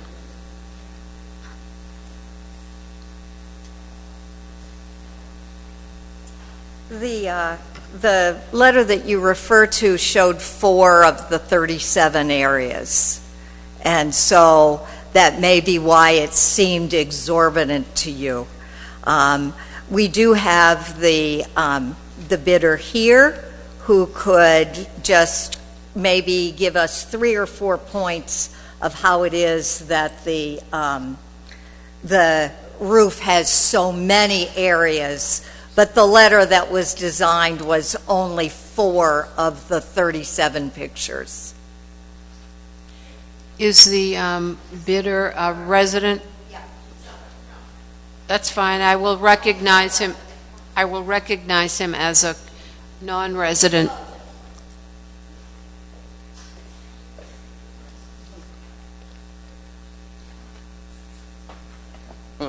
John Green, GDC, Slate and Copper. A little closer to your mic. John Green, GDC, Slate and Copper. We're the company that bid on the restorations to the library. The masonry was a smaller line item. One of the larger line items is the repairs to the single-ply rubber membrane system, which is fairly out of date. Those are extensive. The slate and copper are also fairly expensive to fix. The masonry was a smaller line item. But I'm happy to field any questions. Does anyone wish to speak to this article? Thank you. If not, we will move on to Article 14. You're all set.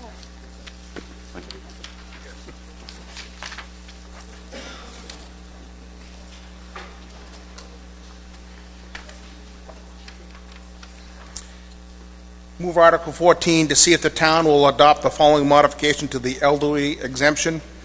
Shall we modify the elderly exemption from the property tax in the town of Newport based on assessed value for qualified taxpayers to be as follows. For a person 65 years of age up to 75 years, $54,000. For a person 75 years of age up to 80 years, $81,000. For persons 80 years of age and older, $108,000. To qualify, the persons must have resided in New Hampshire for at least 3 consecutive years and own the real estate individually or jointly, or if the real estate is owned by such person's spouse, they must have been married for at least 5 years.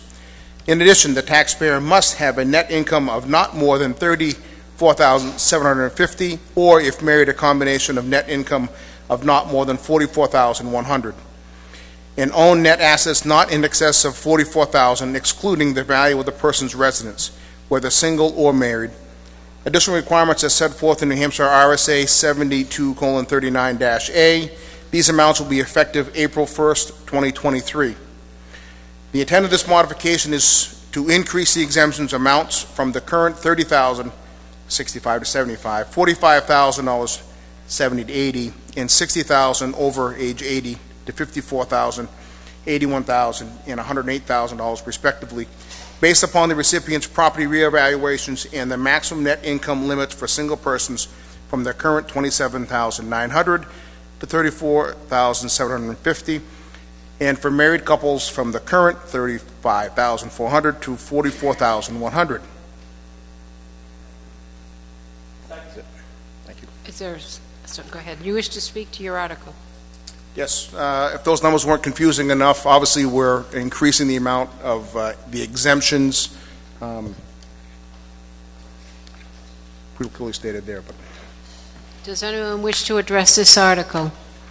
If not, we will go on to Article 15.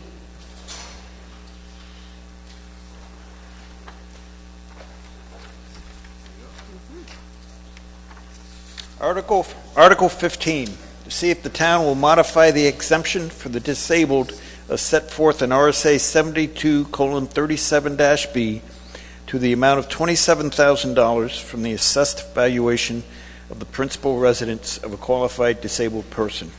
A qualified disabled person is any person who is eligible under Title II or Title 16 of the Federal Social Security Act for benefits to the disabled and has been a resident of New Hampshire for at least 5 years, owns the real estate individually or jointly, or if the real estate is owned solely by such person's spouse, they must have been married for at least 5 consecutive years.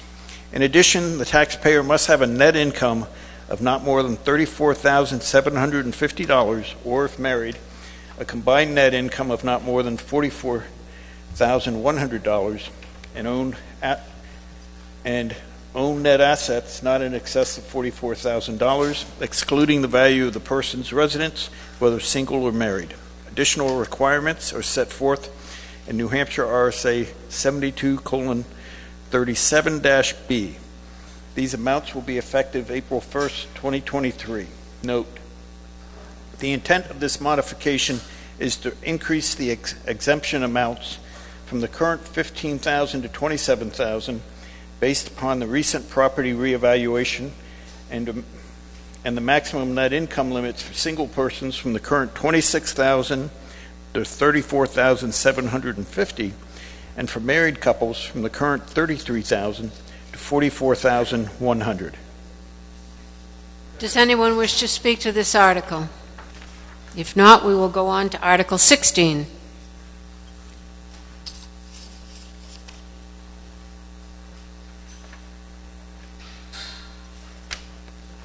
I move Article 16 to see if the town will modify the exemption for the blind to set forth in RSA 72:37 to the amount of $27,000 from the assessed value of the principal residence of a qualified person. This amount will be effective April 1st, 2023.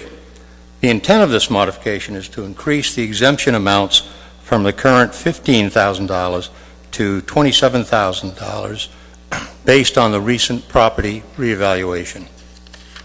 Is there anyone, a second? Thank you. Is there anyone who wishes to speak to this article? If not, we will go on to Article 17.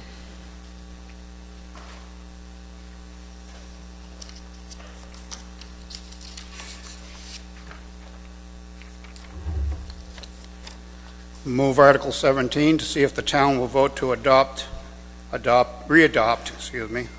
in 2007, the optional Veterans Tax Credit, RSA 72:28, Roman numeral 2, in the amount of $500, provided to veterans that qualify under the requirements of RSA 72:28, Roman numeral 4. Do you wish to speak to your article? I think it's pretty self-explanatory. Is there anyone who wishes to address this article? Come state your name and where you live.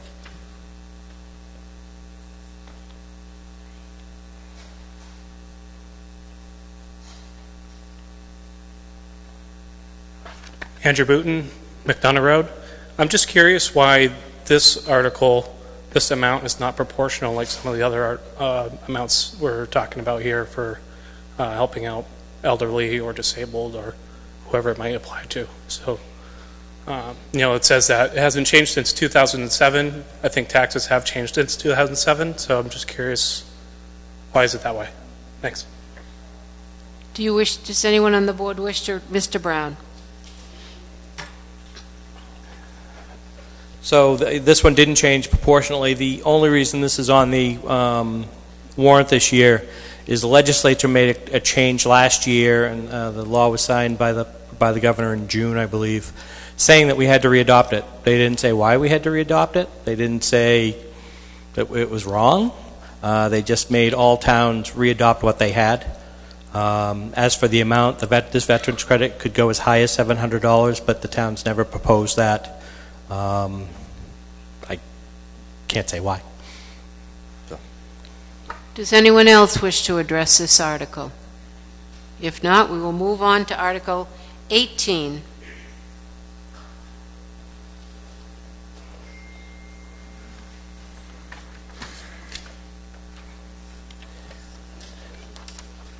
Make a motion to move Article 18 to see if the town will vote to adopt the Newport Community Power Plan, to authorize the Board of Selectmen to implement the plan and to take all action in furtherance thereof pursuant to RSA 53E.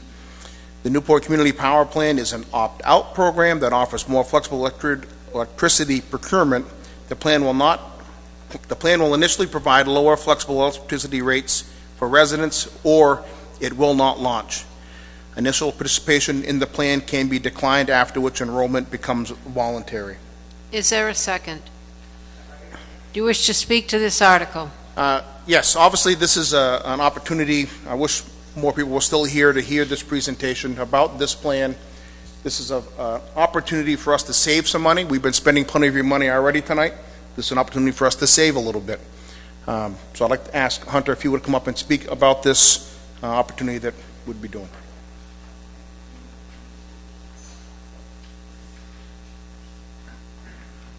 Good evening. We'll keep this short and sweet. The town of Newport has, as our moniker suggests, has been the Sunshine Town, and we take that rather seriously. We have pursued all sorts of energy efficiencies over the years. We've converted all of our streetlights to LEDs. It saves approximately $70,000 a year.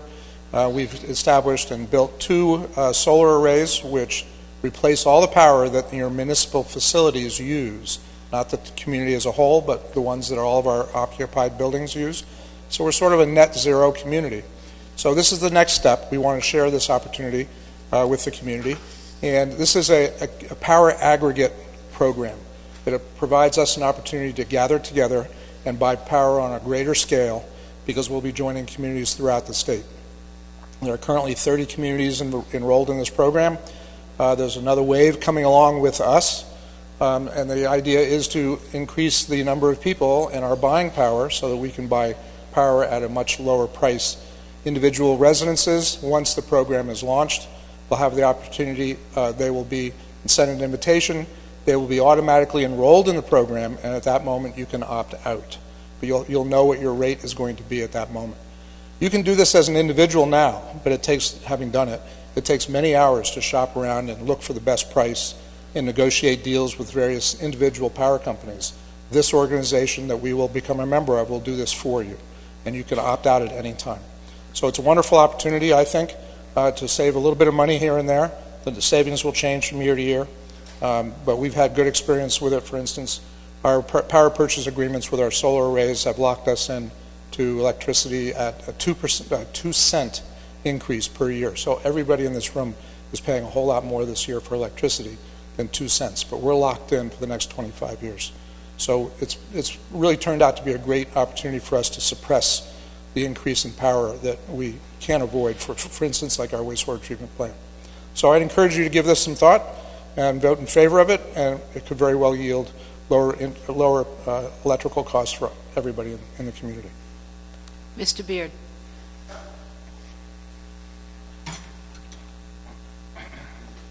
I think I'm going to say something negative, but I'm not.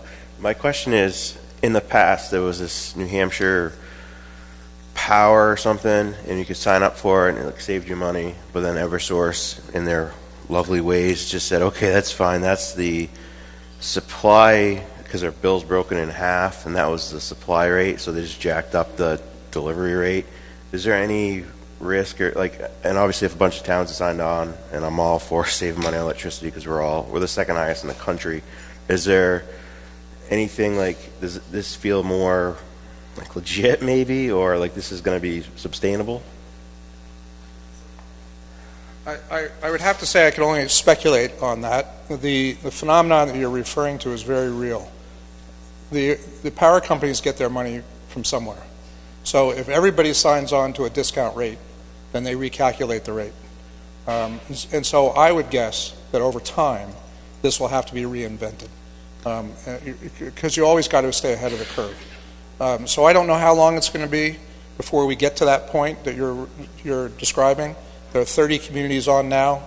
There's, from what I understand, another dozen or so lining up, us being one of them.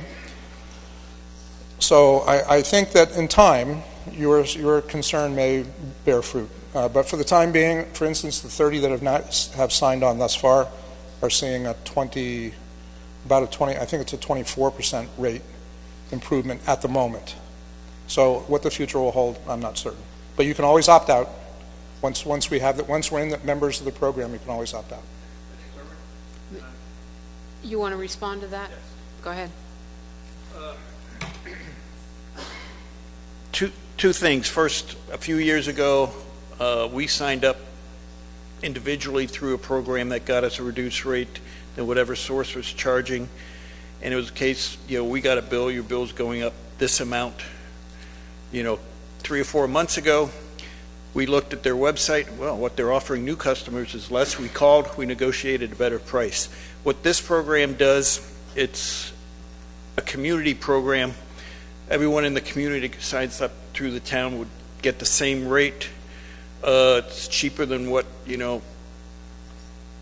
I would say the retail rate is. Also, having this warrant article and having it pass is a requirement for taking part in the program. Another requirement for the program are 2 public hearings. We're going to be holding those. The first one will be Monday the 10th in the Selectmen's meeting room at 6:30 p.m. and the second one will be 2 weeks later, the 24th, where a lot more information will be available, and hopefully we'll have information available through the town website on this. I think if you look in the Valley News today or yesterday, I think it talks about Lebanon and their progress in the same program. Thank you. The meetings are April 10th and April 24th. Mrs. Nelson.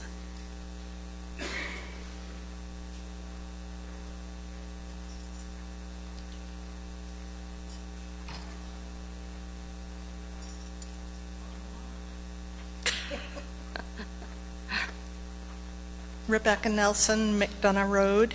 A couple of questions. Is this both businesses and residents? I believe it's residential. Residential. Now, we on the outskirts of town are on New Hampshire Electric Co-op. I'm not sure how that works. Is it just for Eversource customers, or? I believe that you will be billed for your power through your regular carrier at a negotiated reduced rate. Through the co-op as well? That's my understanding. Okay, thank you. Mr. Spalding.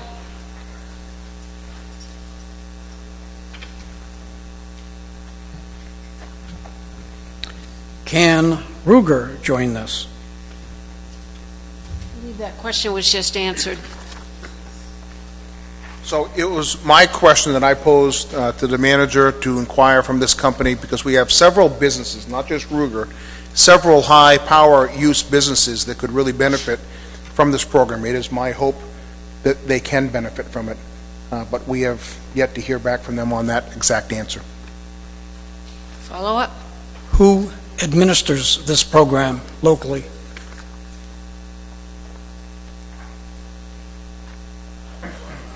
The program is administered by the New Hampshire Power Cooperative Community Organization. They have their own staff. The expenses that they incur are paid for through a surcharge or a slice of the savings between the energy provider before it comes to the consumer. So the consumer doesn't pay anything. Those expenses are covered prior to the rate being published for the consumer to take advantage of. And I can't tell you what the detail of that rate is. A representative from the organization will be attending both of the upcoming public hearings. Does anyone else wish to? Yes, Mr. North.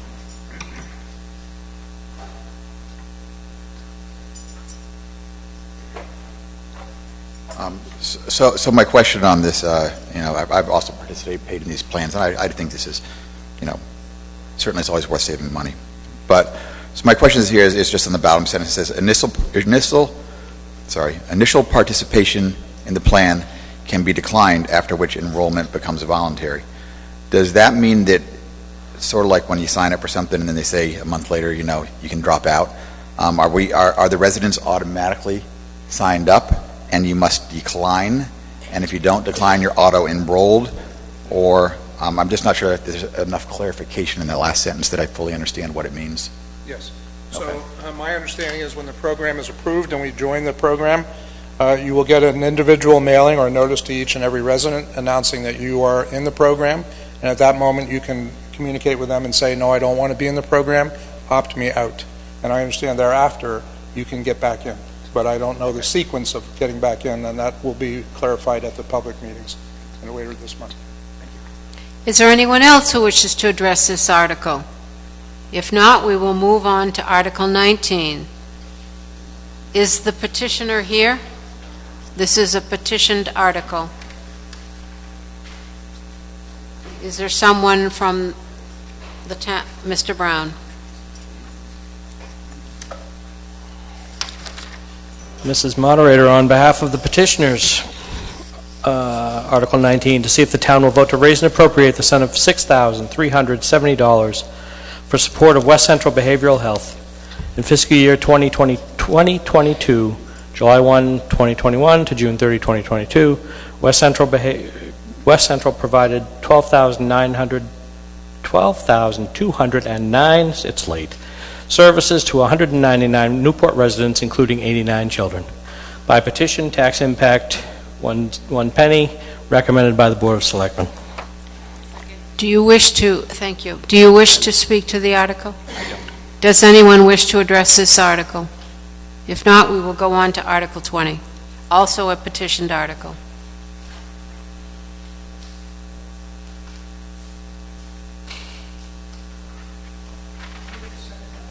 We did get a second.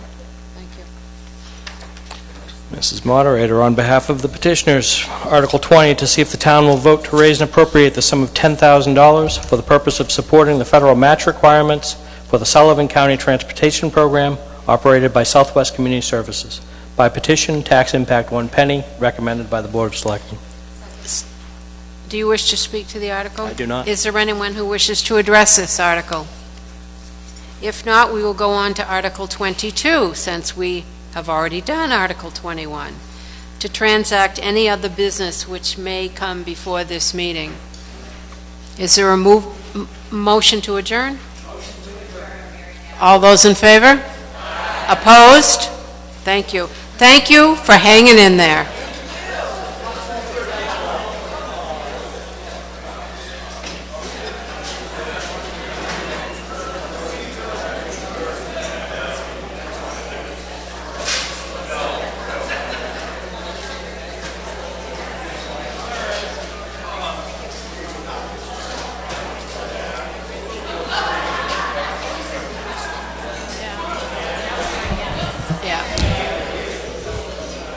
You shut it off from somewhere. No, it just read, it's probably low on battery. Oh, all right.